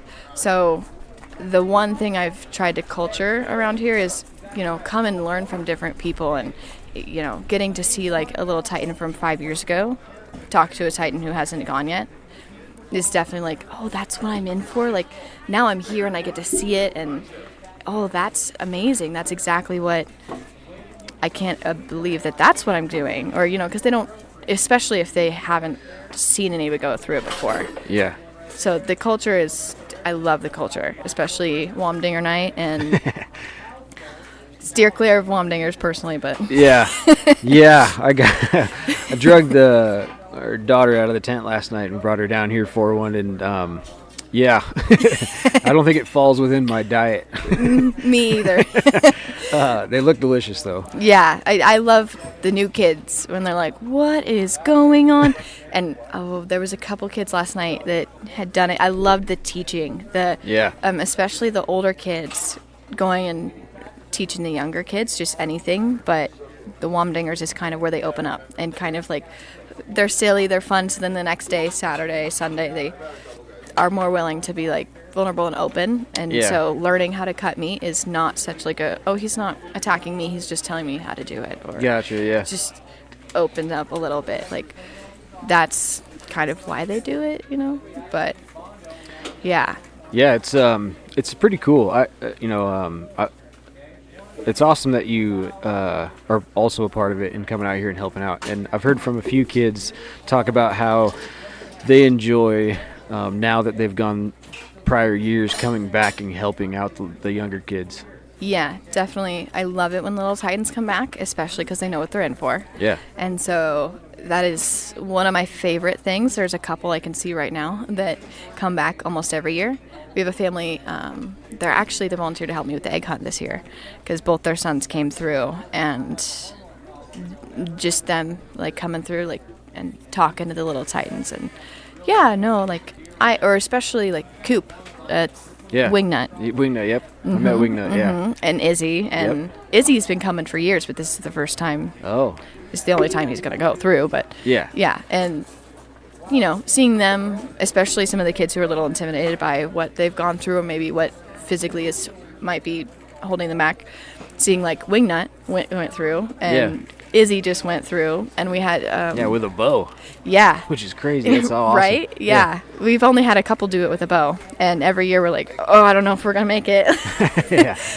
But there's been a couple kids in wheelchairs, and they came back, and it's incredible to gets kids out of their head a little bit. Like, I'm definitely capable. He's capable. And I've definitely seen some kids ask the hard questions of, why don't you have a leg? Yeah. And they're kids like, always say the darndest things, right? Yes. And, they give straight answers. They're like, yeah, this is why. And, I'm just like you. The learning, because not everyone gets to see people like that too. Yep. And so the learning aspect of I am just as capable as you are, I just do it a little differently. Yep, is absolutely something that I don't think people expected when this first started. Yeah. Because I was around when it was just a company, not just a company, but his whole goal was just to spread hunting and film it for people. And I'm in some of the earlier videos of his DVDs and whatnot. So I could see the wheels turning from probably the time that I was a kid, because you could see kids my age not get any of that opportunity because it was just dying out. And so then he did a camp over on the East Coast, and he said, I kind of want to do that here and better. Yeah. So from there, I think that was 2012 maybe, and he got planted in Tillamook because we were both originally from Washington. Got planted in Tillamook, got settled, and went on it. And there's people here from all over. I mean, DJ's from Washington. Yeah, me and DJ, well, he's from Sela, and we're out of Yakima, so we're right close to DJ, yeah. But yeah, everybody's from all over, Western Washington, Oregon. I was talking to Moosey from Nampa, Idaho. So we got Idaho, North Carolina. We had a kid from Arizona put in this year. That's cool. She'd probably come. She didn't get in this year, but like it reached to Arizona, right? We've had kids from all over. I mean, even Texas, I think. Oh wow! So all over. Yeah, it seems like, or it sounds like, it just continues to grow, and then cool things get added. Like everything, right? It's just getting better and better. Our first banquet was in a high school cafeteria, and we were sitting on high school cafeteria benches eating the banquet meal with those little stupid posters still on the wall. The awesome. Food pyramid, Yep. That was such a small thing compared. I remember us making I don't remember, but the turnout was like 25 people, and it was like a kid on Christmas. Like, we got people. yeah. And then it just kept, like a snowball rolling down a hill, And so the last 2 years have been bigger than I think he ever thought it was going to get, and it's a little overwhelming. Yeah. But I'm old enough now to help out, and if my fiance's old enough, and that he's got some more crew coming on. My little brothers are still too young. They're only 5 and 7, so got some time left. Yeah. Yeah, so it's 9 to 15, if I remember right, is the age range for the kids? Yeah, it has changed over the years, so you will see some Little Titans. I'll make the disclaimer that some of them have been younger and older. Yeah. It used to be like 7 or 8 to 16. Gotcha. But yes, now it's 9 to 15. 9 to 15, cool. Yeah, that's awesome. I'm glad you came down and talked to me and hear your perspective. It's a cool one to hear is, someone that wasn't kind of out there hunting but has been here since the get-go and has grown with the program, right? Yeah, and I've definitely seen, like, DJ, for instance, come on after the hunting, and he's now such an integral part of it all. Yeah. With the meat and everything, and that was never something I think he ever thought was going to happen as far as growth. And it's really great to have the kids learn another thing, because that was a part for a couple years from the beginning that it was like, oh, now what? Yeah. And it was so a little inconsistent because we didn't have people every year who came. So it was like, who knows how to do this and who's willing to teach a child with a knife? With a knife, yeah, right. So that is definitely, I hope that it continues. Or even Swecker right now, he's teaching a class on hides and antlers and horns. And it grows every year. I really do hope it continues to grow. Yeah, it's pretty cool. It's cool to see. I kind of had a vision in my head from talking with DJ and Chris and Joel, about this thing, and then it's exceeded every expectation I had. So it's cool to see it, and like I said, I appreciate you coming down here, sitting down and chatting with me and telling me more about it. Can I ask you a question? Absolutely. How big did you think this was? Like, I've heard from other people that they thought the ranch was like a little farm or more of a pick and shoot. I kind of had they kind of told me right away how big the ranch was.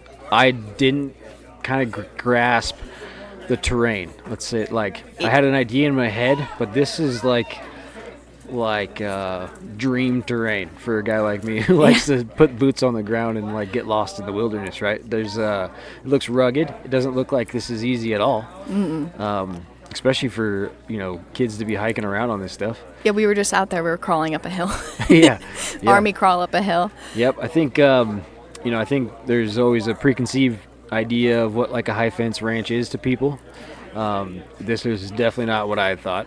I've heard a lot of people assume it's a pick and shoot. Yeah. And it's definitely not that. Yeah. I mean, have you been out there? No, I have not. I heard they're going to try to take me out soon, so. Good. I hope they take you out to a spot. I was just out there, and you can literally, the sky does not touch what is not ranch. Yeah, that's Like, it cool. is expansive, and it's much bigger than even I really. Every time I come, I'm like, it's this big, and then I go out farther, and I'm like, oh, there's more. Yeah. They gave me the acreage number, but you can't really in your head even envision. Conceptualize Yeah, that. exactly. I'm excited. I'm looking forward to getting out there and checking it out I hope you do. I'm all about that. So, what kind of lasting message might you give someone listening that might think about either applying or maybe talking their kid into trying to come out here? I think, honestly, from start to finish, this whole thing is something that, especially if you and your kid need to bond. Harvesting an animal with your child is something that really connects you, and not in they're going to immediately change, right? It's not going to be the day after camp. It's going to be over time, that built up trust and shared experience. That's what I've seen the most. Yeah. And so if you want to get to know your dad better, or you have a step parent that you want to bond with, or you want to feel like you're capable, absolutely do it. Yeah, that's awesome. Yeah, I appreciate that. I see that a lot looking around. Kids with their grandparents and their aunts and their uncles and their parents and their friends that, maybe some of these kids, minus social media, have friends here they probably only see here this time of year, right?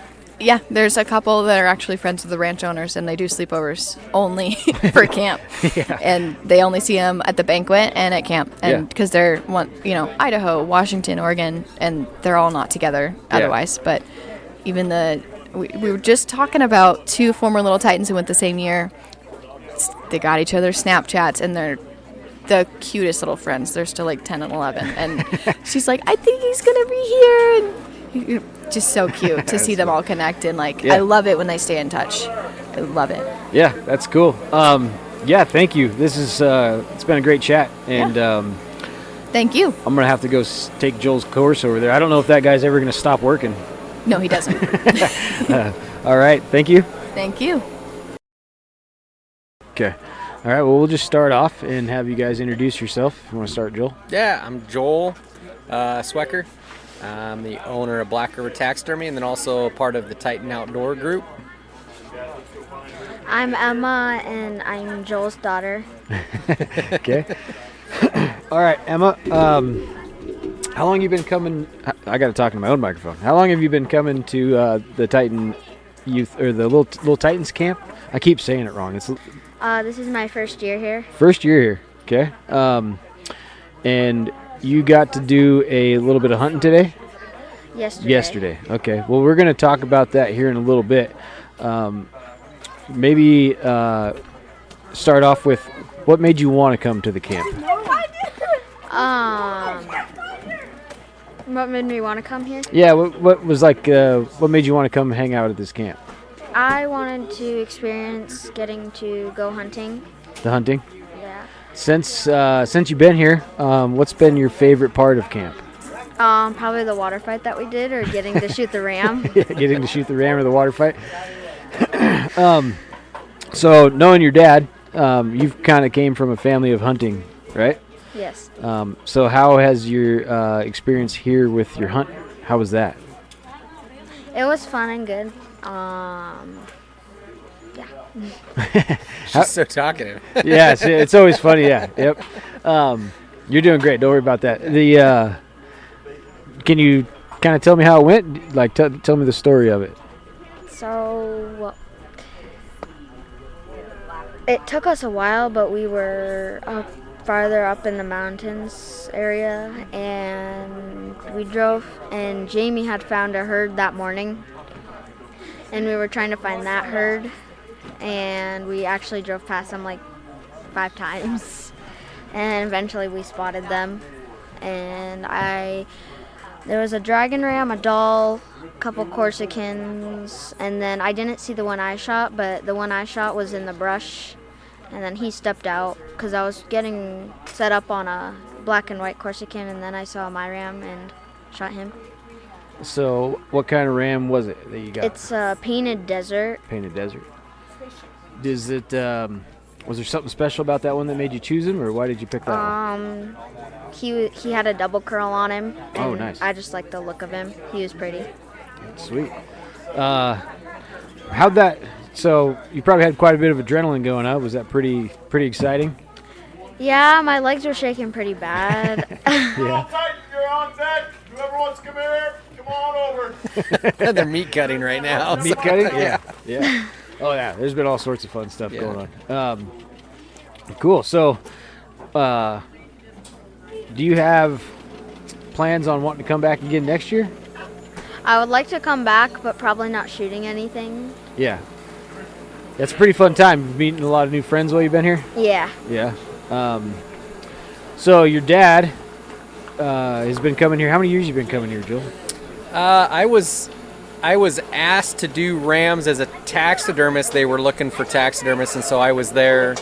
I came in about year 2 and did some rams, and I was not here at camp. Year 3, I came in, and I've been at camp ever since. So it's been, well, this is the 10th year anniversary, so I've been here for 7 years. Cool. And so I missed 1 year last year because my wife had a birthday that it always falls on her birthday, and she asked me if I could take 1 year off. So, and I think all the crew by the crew I mean the rest of the staff, they're giving me heck about it this year. But yeah, I've been a part of it for 7 years. Well, I think this is the first time I've seen you sit down since I've been here. It is, yeah. It's there's a lot of moving parts with this program.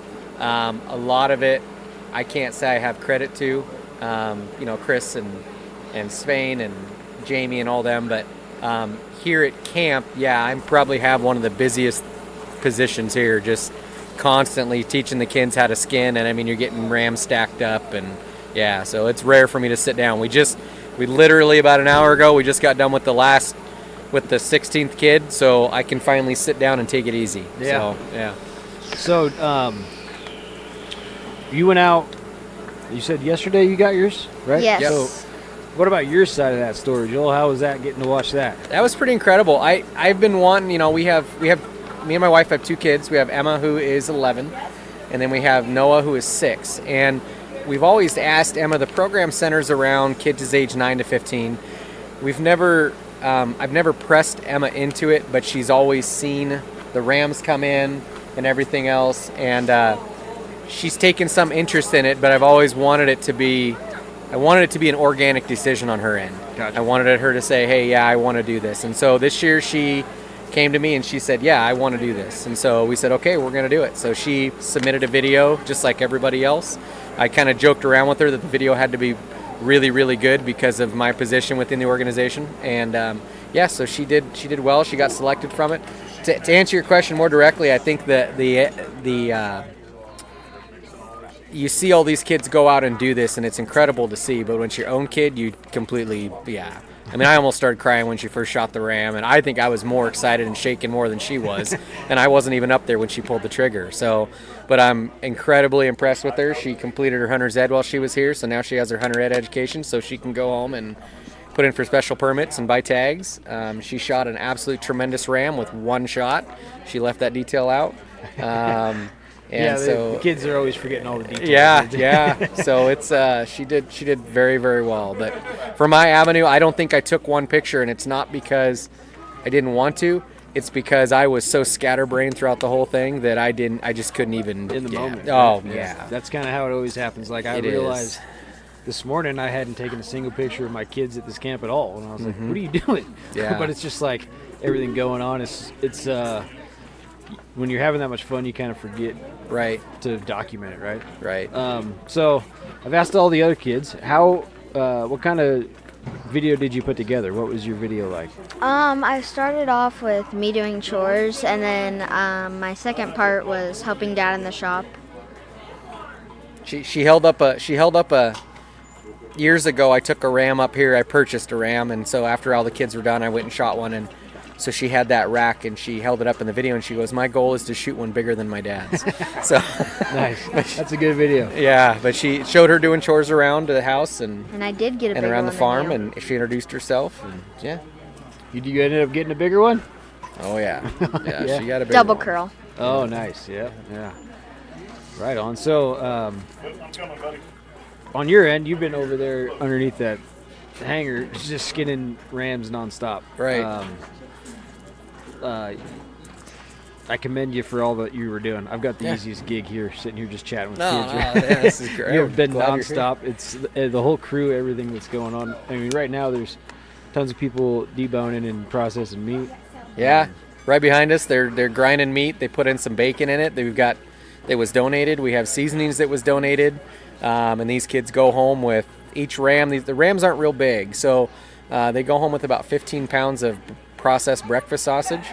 And so that's what they're doing right behind us, is they're grinding that up. And Emma's going to be up here pretty soon to go finish that process. And yeah, so you got to go out and hunt it. You shot it. You brought it back. How was pulling into camp with everybody out there screaming and hollering for you? Embarrassing. I've been waiting for that answer. Everybody's kind of like, yeah, it was cool. But yeah, it's a lot of eyes on you when you got back, huh? Everybody floods the side-by-side to see what it was. Yeah. So then after that, you got to go over and work with your dad on it. Did you do some of the skinning then? Yes. Yeah. Sweet. So and then did you say you haven't cut the meat off for hers yet, or you still have to do that? I've cut it off the She's deboned carcass. it. She's deboned it. Okay. I have to make the sausage now. Okay. Cool. Yep. Her next step is doing the processing and putting it through the grinder. So. So I asked you kind of did I ask you what your favorite part of the hunt was? Probably getting to shoot the ram. Getting to shoot the ram? Yeah. So I've kind of asked all the other little kids that have gotten to hunt if they had known that a kid was listening to this and was thinking about coming, do you have a message you might want to tell somebody who might want to put in a video for themselves? Well, never do it short. That's one thing. Yeah. Can you tell them a little something about camp, what they could look forward to? Meeting new friends and getting to go see the waterfall that's down there. It's really pretty. It's a waterfall? Yeah. Oh, I didn't even know that. It's the first time I've heard of that. That's why your sweatshirt's all wet. No, we had a water bottle fight. Yeah. Cool. Anything else you think you'd tell kids? Out of everything here, what do you think was just... Bring old shoes. Bring old shoes. Yep. Everybody keeps talking about the Womdingers. You like those? Those Yeah. pretty good? Yeah. Right on. Are you looking forward to the concert? Kinda. Jamie said I have to go up there and do my ram dance with everybody else. Okay, that's the second time I've heard this ram dance thing. So what is that? So he said after we shoot our ram, we have to do this dance, which I'm not looking forward to because I have stage fright. So all the Titans from this year, he said, are gonna go up on that Oh, and do a dance? stage, and I'm like, They just do their own improv dance, and they call it. They said, "What's your excited dance? Your end zone touchdown? Yeah, your end zone dance. They got a ram dance, and That's they got to awesome. come up with it." So, You look like you're looking forward to that. nope, as not much at as she all. looked forward to the war paint she got. So, Yeah. Awesome. Well, is there anything else, Joel, we could get out there and tell people about this camp? I mean, it's from my first experience, it's been pretty awesome. It's pretty cool to see all these kids running around here, basically feral. yeah. No phones in nobody's hands. Everybody's just enjoying the moment. Yeah, no, I think it's amazing to see where it's come. I mean, when we came, and I was here year 3, the program was 10 to 12 kids at the most. Not very many people here. We had some stuff donated. The kids got a backpack with a set of binos in it, and they were shooting pretty small rams. And now the program is, my goodness, we have how many campers do we have here? You're exactly right. The kids, it's a tremendous environment. You can let the kids run around everywhere and you don't have to worry about them. Everybody kind of watches out for each other. We can pretty much shoot whatever ram they want because of the donations that we get in the January's banquet. We have, everything from field to table. I mean, these rams literally go home in packages, and that was not how it was before. And a majority of this work is just a huge shout out to the volunteers because, I mean, it's a testament to how well this program is developed and how many lives it's touching too. So it's pretty awesome I'm blessed to be a part of it. So. Yeah, it's been cool to hear kids, previous year kids too, talk about being back and their experiences helping out with the newer kids. And they're enjoying helping and seeing new kids learn those tools. So. Yeah, we had a family this morning. I was out on the hunt. Drake, he shot a 4-horn Jacob sheep. It was the only 4-horn that was killed this year. He is the third son to the couple that has basically entered their kids into the program. So you're seeing siblings now, come through. That's pretty awesome. And our goal is, because this is Chris and Jamie's baby, it always has been from the get-go, but, me from the outside looking in, it'd be cool to see even, you see kids of first couple generation stuff come through this. Yeah. So really, and a lot of these kids will go on, and we will get texts from them down the road, pictures of a deer that they're standing over that they got on, so this really opens the door to kind of some new avenues. So, Emma here, she's excited about putting in for some of the youth special permits now in Washington that she can do, and she knows what to expect with everything from shooting to field dressing to everything else. So seeing her dad get really, really excited when she shoots something. So what's your plan? What do you want to go hunt next? You got something you want to go turkey hunting, deer hunt? maybe like what was that, an elk? Youth elk? Elk, we talked about doing, I've never shot a turkey and you've never shot a turkey. We talked about maybe doing that. Probably not. And then, or we talked about what's the new thing that we were talking about doing? What did I just order for us? Oh, going bear hunting in the back of our... Yeah, we ordered a double tree stand. Yeah. So that we can sit in the tree stand together for bear maybe. Yeah. Yeah, that'd be fun. I'm gonna have to go sit with your dad too, as good as he is at it. Cool. Well, Emma, I appreciate you coming over here and chatting to me and telling me about your hunt. I know it's kind of nerve-wracking to sit here and talk to some weird dude. I think what you're seeing is a lot of tiredness too. She's been running around 24/7. So. Yeah, everybody has. Yeah, my kid's losing his mind over there. It's time for a nap for him. But well, thanks for coming, man. Yeah, this was fun. It's good seeing you glad I got always. to do it. Yeah. So yeah, like I said, thanks, Joel. Yeah. You're killing it. I'm glad you finally get to sit down and take a break. Yeah, kind of. But right on. Thanks, guys. Yeah, thank you. So I'll just we'll start, and I'll just have you introduce yourself. I'm Jonathan Harris. And you are? My name is Leah Justine. Okay, and maybe you guys can give me a little backstory on why you're here. I am here because my buddy Chris been wanting me to come to camp for many years, and finally it's like, hey, it's our 10 year, we got to do it. I said, well, that's my birthday. Well, we'll make it your birthday party then. So I said, okay, we'll do it. But he wanted a full band because 10-year anniversary and wanted to make a big celebration of it. So I called Leah and said, hey, you got the full band. I'm just playing acoustic anymore. And so let's get it together and rock out a show. All right. And so you guys are separate acts? Yeah. Yep. And your band's here? We are, yes. Yeah. Okay. We have a long history of playing music together. Many of the folks in my band, the guys in my band, have all played with John, and I would say John's probably the reason I have a band in the first place. So it all comes full circle. Yeah. Cool. Yeah. So I'm going to kind of ask like the dumb questions. What genre of music would you fall into? Country. Country? Yeah. Okay, cool. And Western. Both of them. Both of them, yeah. Sweet. Where are you guys from? Tacoma. Tacoma? And Born and raised in Tacoma. okay, sweet. Yeah. So I guess, is this probably the most remote time or place you've ever played? Mercy. Yes, I'll answer first. That's a yes for me. Yeah. This is amazing. Like the drive up here was so beautiful. We ride up here a lot, playing like fairs and festivals, but I can't ever say I've been at a hunting camp. Yeah. So it's like next level magic. Yeah. Right. So yeah, we're really excited to be here today. Yeah. Yeah, it's kind of a cool, travel back in time is kind of the best way I've described it to a couple people since I've been here. This is my first time coming too. I've had the podcast, and I had Chris and DJ on over a year ago and kind of highlight their organization, and then they talked me into coming down this year and setting up down here and talking to the kids. Yeah. So, like I said, the best way I've described it is like a time machine, right? Like we don't see kids feral running around, no phones, no iPads, and just enjoying nature, right?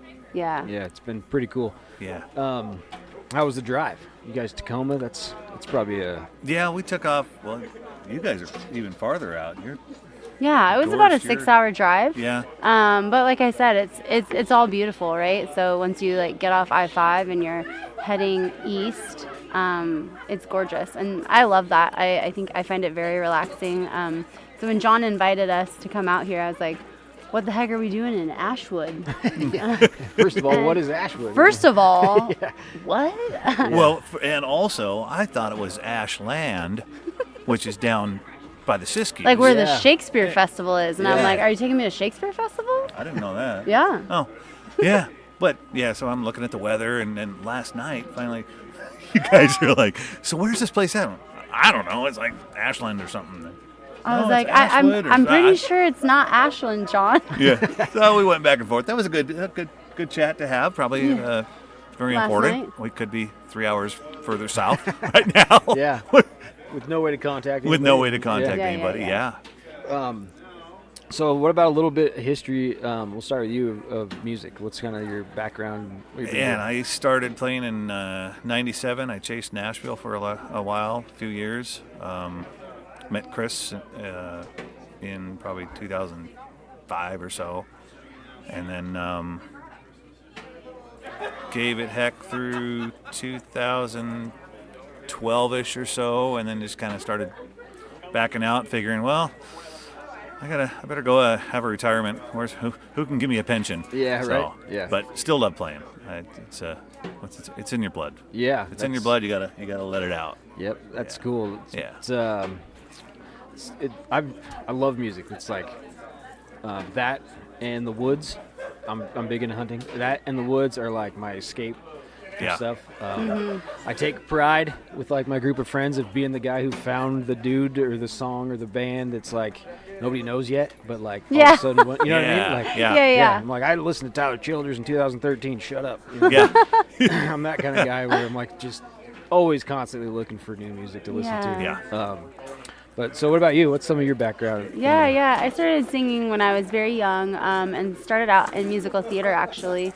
So my mom put me into vocal lessons when I was 10. I asked to go into vocal lessons, and that's how I first heard of John. He was like the star poster on the wall of our vocal studio. We had the same vocal coach, and so, just grew up a lot in theater, and then decided about 10 years ago that I wanted to sing country music with a band. I've always loved country music. It's kind of been always my favorite genre. My dad introduced me to it when I was very little. Willie and Waylon and David Allen Coe. Yeah. And so, got an audition with this band that I'm with now because they played with John, and they went to John's vocal coach to find a female lead singer. Oh, okay. So it's very crazy, like small world. So on my first audition for this band, I had never met John yet, but he like rolls up because it's his buddy's house. And I was like, oh my God, it's John Harris. From the So poster. yeah. and then John proceeded to like harmonize with me on my first audition for this band, and we'd all just like played music. It was magic. Like you said, like live music is medicine, it's healing, it's magic, and that's why I love it. Awesome, that's cool. So we're at a hunting camp. So you got either one of you hunt at all? You hunt? I've been out with Chris to video in Montana a couple times. Oh, okay. Yeah. Sweet. What about you? You I have not hunted before, so this is like a whole new world for me. I have family who hunts. But yeah, it's super cool to be here and just see what all goes into it, you know? Yeah. It's it's a community for sure. Yeah. This kind of, I'm jumping back to the whole time machine thing, but growing up when I was a kid, this is what hunting camp was like. A bunch of people you knew, somebody's cooking, somebody's doing something else, somebody's skinning, whatever it is. Yeah. And that's gone away a lot my hunting, it's not a career, but timeline, right? Yeah. So it's cool to come here and see all that. And then I didn't even, when I signed up, I didn't know there was even going to be live music. And I'm like, hell yeah. Like, that's checking all the boxes for me on a vacation, right? Like, we're in the woods, we're hunting, there's music, let's go. So Yeah. that's cool to meet you guys. Maybe tell me a little bit more about kind of your hunting with Chris. You guys were in Montana? Yeah. My first trip over there with him was, I want to say 2007, I think. Probably 2007, something like that. Okay. Yeah. And he wanted to do a hunting video once I had a song I wrote, Where Concrete Don't Grow. Okay. And he wanted to do a hunting video, and I kept pushing him off. Finally, all right, let's do it. And so we put that together, and then just kept building a relationship. It became more than friends than business partners. Oh, by yeah. any means. Cool. So that's awesome. Yeah. And then, so you guys are here. Are you touring at all? Like, you guys got some shows coming up? She plays every weekend. Really? I go to my cabin as much as I can. So where are you going next? What do you got going on? We've been touring all over. We have shows all over Washington State. We're going to be in Pendleton in May, so just down the road. We're in Walla Walla a lot this summer at the Walla Walla Fair, King County Rodeo. So in the summers, it's a lot of fairs, rodeos, festivals. In the spring, it's a lot of wineries and like really vibey venues. Yeah. I just released some new music in January. I'm getting ready to release some new music this spring with an EP. Gonna go back into the studio, like creating some new music with some other artists. So that's really exciting too. It's been it's a wild ride, you know. Yeah. But constantly growing, right? Like it's all about networking. Yeah, right? And one of the things I love about music is like it takes you to places that you wouldn't necessarily otherwise be. Like I would probably never have had the opportunity to be here and to like experience this and meet the people who are here. I think like this is a fantastic mission, you know, that you guys have here. And so to me that's like a blessing. Yeah. So I'm from Yakima, Washington. Vegas. Yakima, Vegas, yeah. You guys ever been to Chinook Fest? Have you heard of that? No. I have heard of it. I am dying to play Chinook Fest. If you know anybody, no. I do actually. I played Outskirts for the first time in January, right in Sela. It's such a beautiful venue.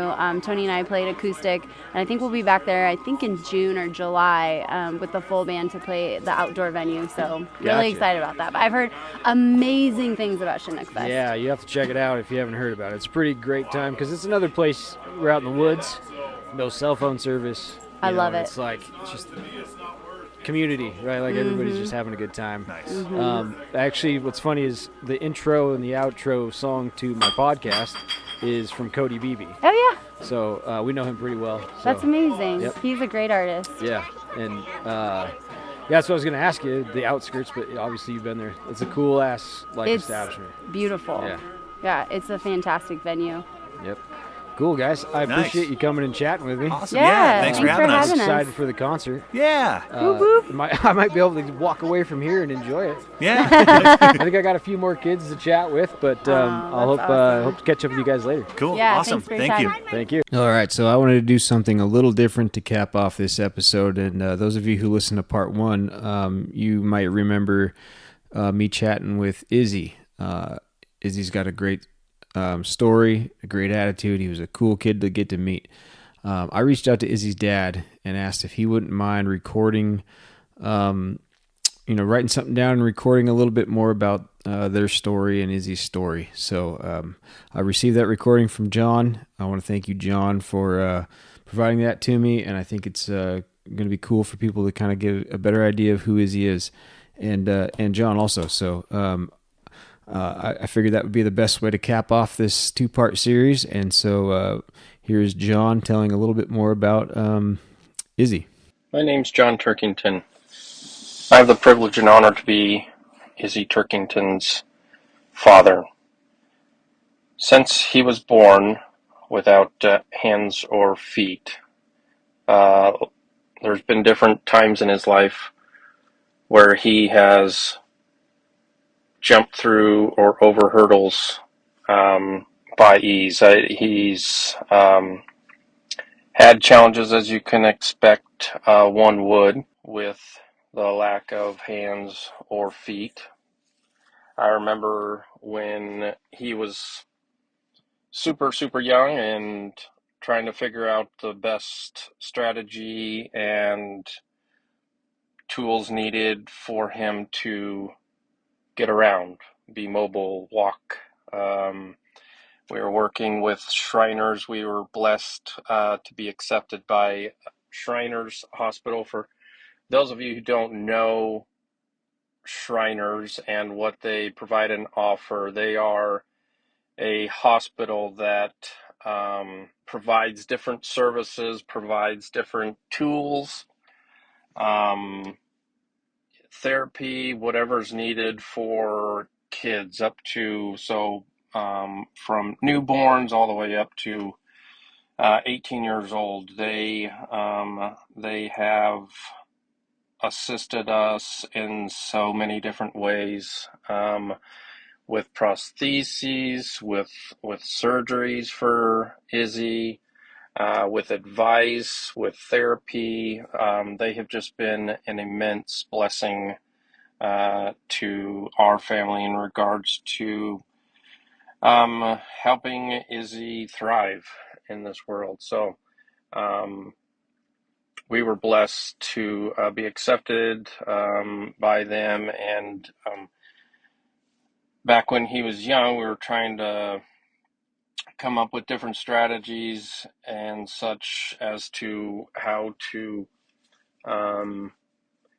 have Izzy mobile without a wheelchair. And one day we're in the home and Izzy was learning to walk around, and he was walking around on his knees in the house, and he comes out from back in the rooms and he is wearing one of my slippers. He put it on backwards, so that it was protecting his knees. And so he went outside on the cement uh, with my slippers, and here we are racking our brains trying to figure out strategies on how to protect his knees, and we're thinking knee pads, different things, and just leave it up to Izzy, and he came up with a solution all on his own, by protecting his knees. So for a while, he was wearing my slippers to protect his knees, as he was running around outside on rocky ground or cement or whatever to protect his knees. So Izzy just had the driving attitude of I can do it, let me do it. All this drive and passion is from Izzy. I mean, you can teach a kid and you can teach your young ones what to do and show them and whatever. Ultimately, it's up to them, and their drive and their passion and their want to do whatever it is that they want to do. So, in regards to the Little Titans and the hunt, for that we just went on, this has been a couple years in the making, at least, in getting Izzy a bow and getting it set up and figuring out a solution for him to shoot. Again, he doesn't have any hands, so trying to figure out a solution for him to pull back the bow, for him to be able to successfully aim, to fire the bow. All these things took time and took advice from so many different people. I mean, Jamie Dixon, he has been the spearhead behind all of this. Farmer Creek Archery, basically, he got a bow for Izzy. He got arrows set up for him. He dialed the bow in and such, and it was actually Jamie and I chit-chatting at a 3D archery shoot that we were, him and I were doing, and trying to come up with an idea on how Izzy can pull back the bow, since again he doesn't have any hands. So we're trying to figure out a solution for that, and the table behind us was a gentleman that was sitting there enjoying his lunch at the time, and he overheard our conversation and said, "Hey, I got a solution for you. I've made these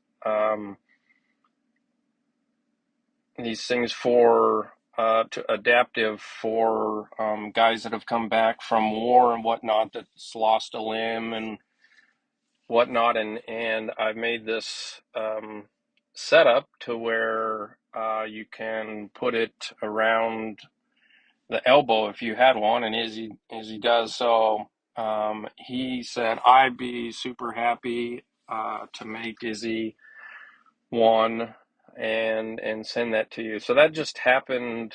That was just happenstance. Just people from just stepping in out of nowhere and wanting to help and wanting to give support where they can. So that's where that came from. There's a company in Tillamook that made a serious bracket that was bolted onto the riser of Izzy's bow, so that his arm sleeve could be mounted to that, so he could be able to pull back his bow. And when Jamie was down in Las Vegas, he was at a competition archery shoot down there, he bumped into and got to talking with a company that makes these releases that it's a cable system. It hooks up to a release, and because Izzy doesn't have any fingers, this release works out just perfect for him in that it's kind of like a clothespin setup where Izzy puts this release in his mouth, and when he bites down on it, that cable system activates the trigger to the release and allows Izzy to fire off the bow. So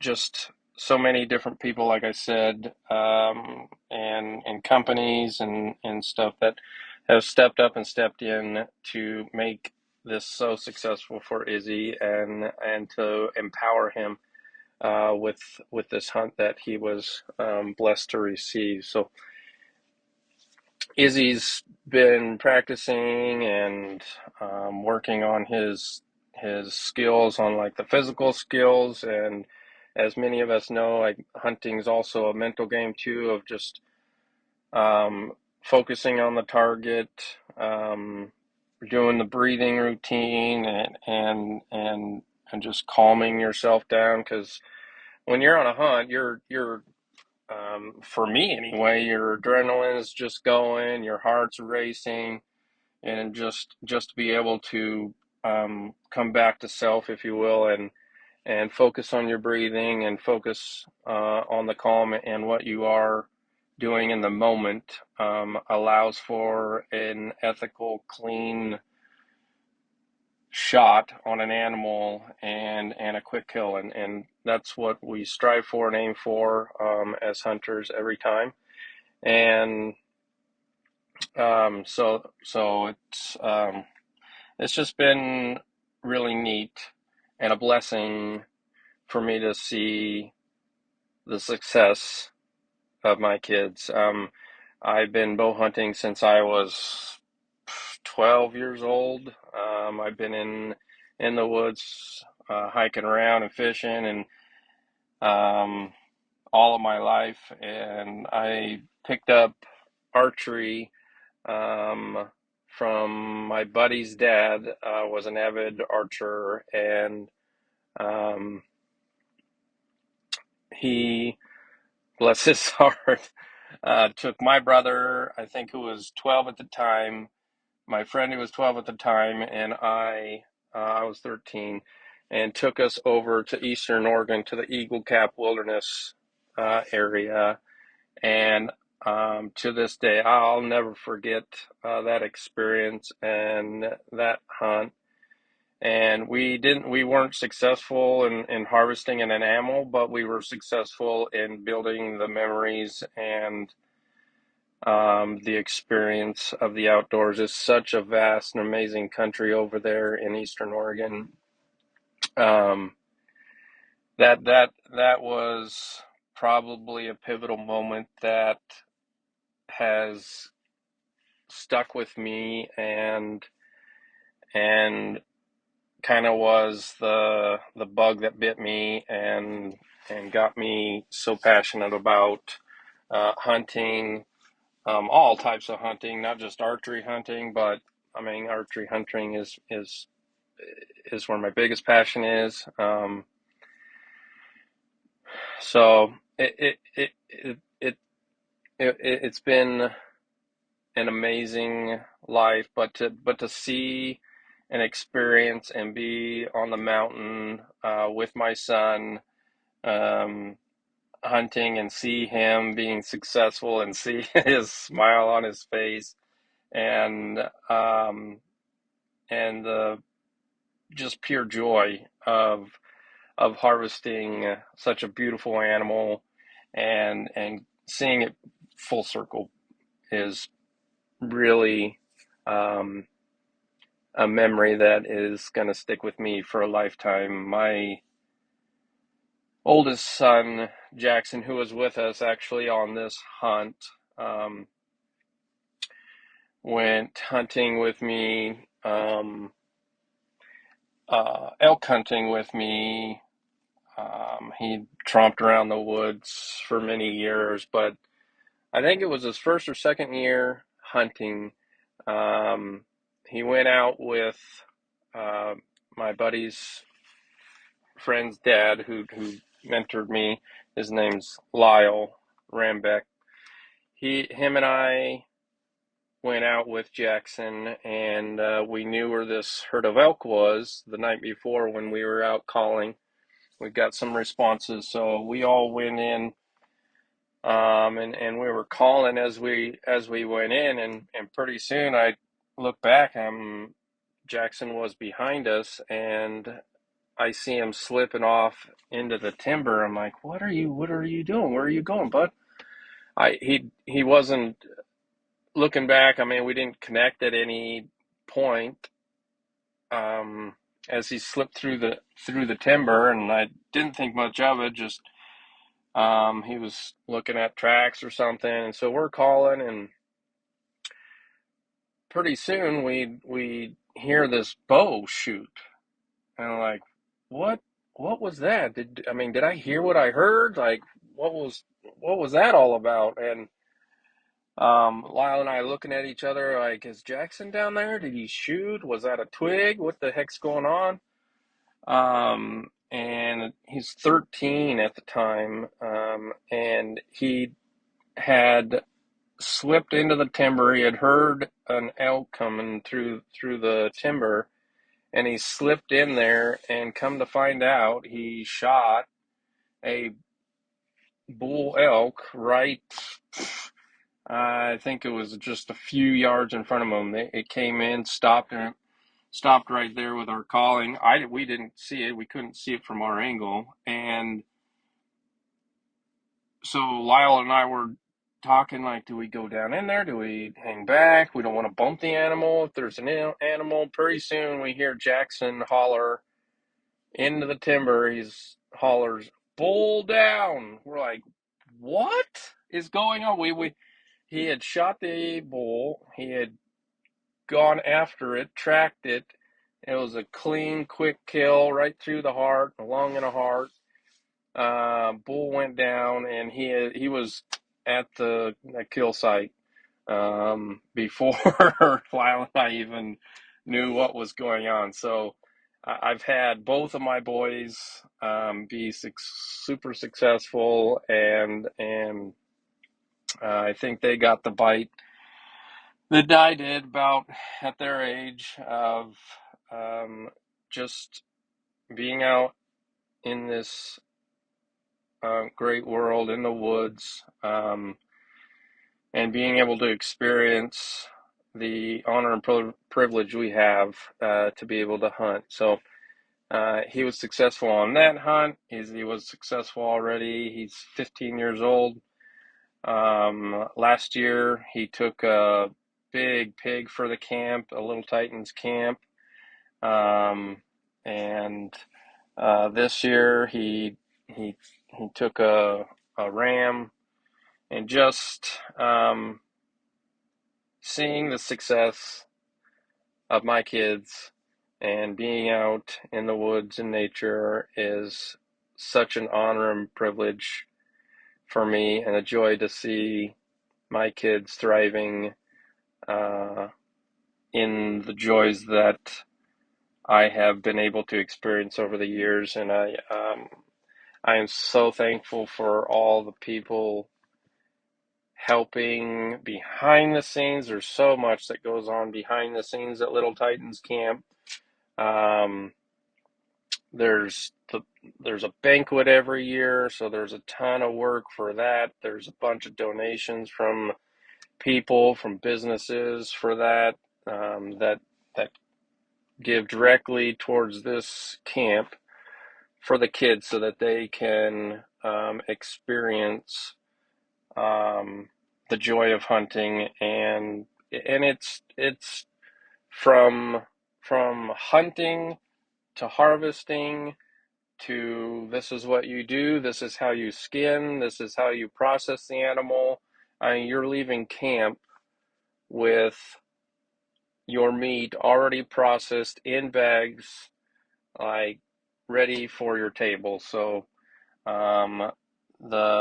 they have really honed in this camp for the kids that has just blessed so many kids over the years, and it is super neat to be involved with and see all the things for kids, the next generation, to see them thrive and excel in the great outdoors. All right, well, that's it from the Little Titan Youth Hunt Camp. Thank you, everyone, for sticking around and listening to that. I want to thank all the staff and volunteers that were involved in this camp. I want to thank Chris, Meyer, DJ, and everyone and Joel, obviously, and everyone that invited us out there to partake in this. Me and my family had a great time. Thank you to Jonathan Harris, Leah Justine for the concert, and all the kids that were in attendance that sat down and chatted with me. I appreciate your guys' courage, and I hope to see you all next year.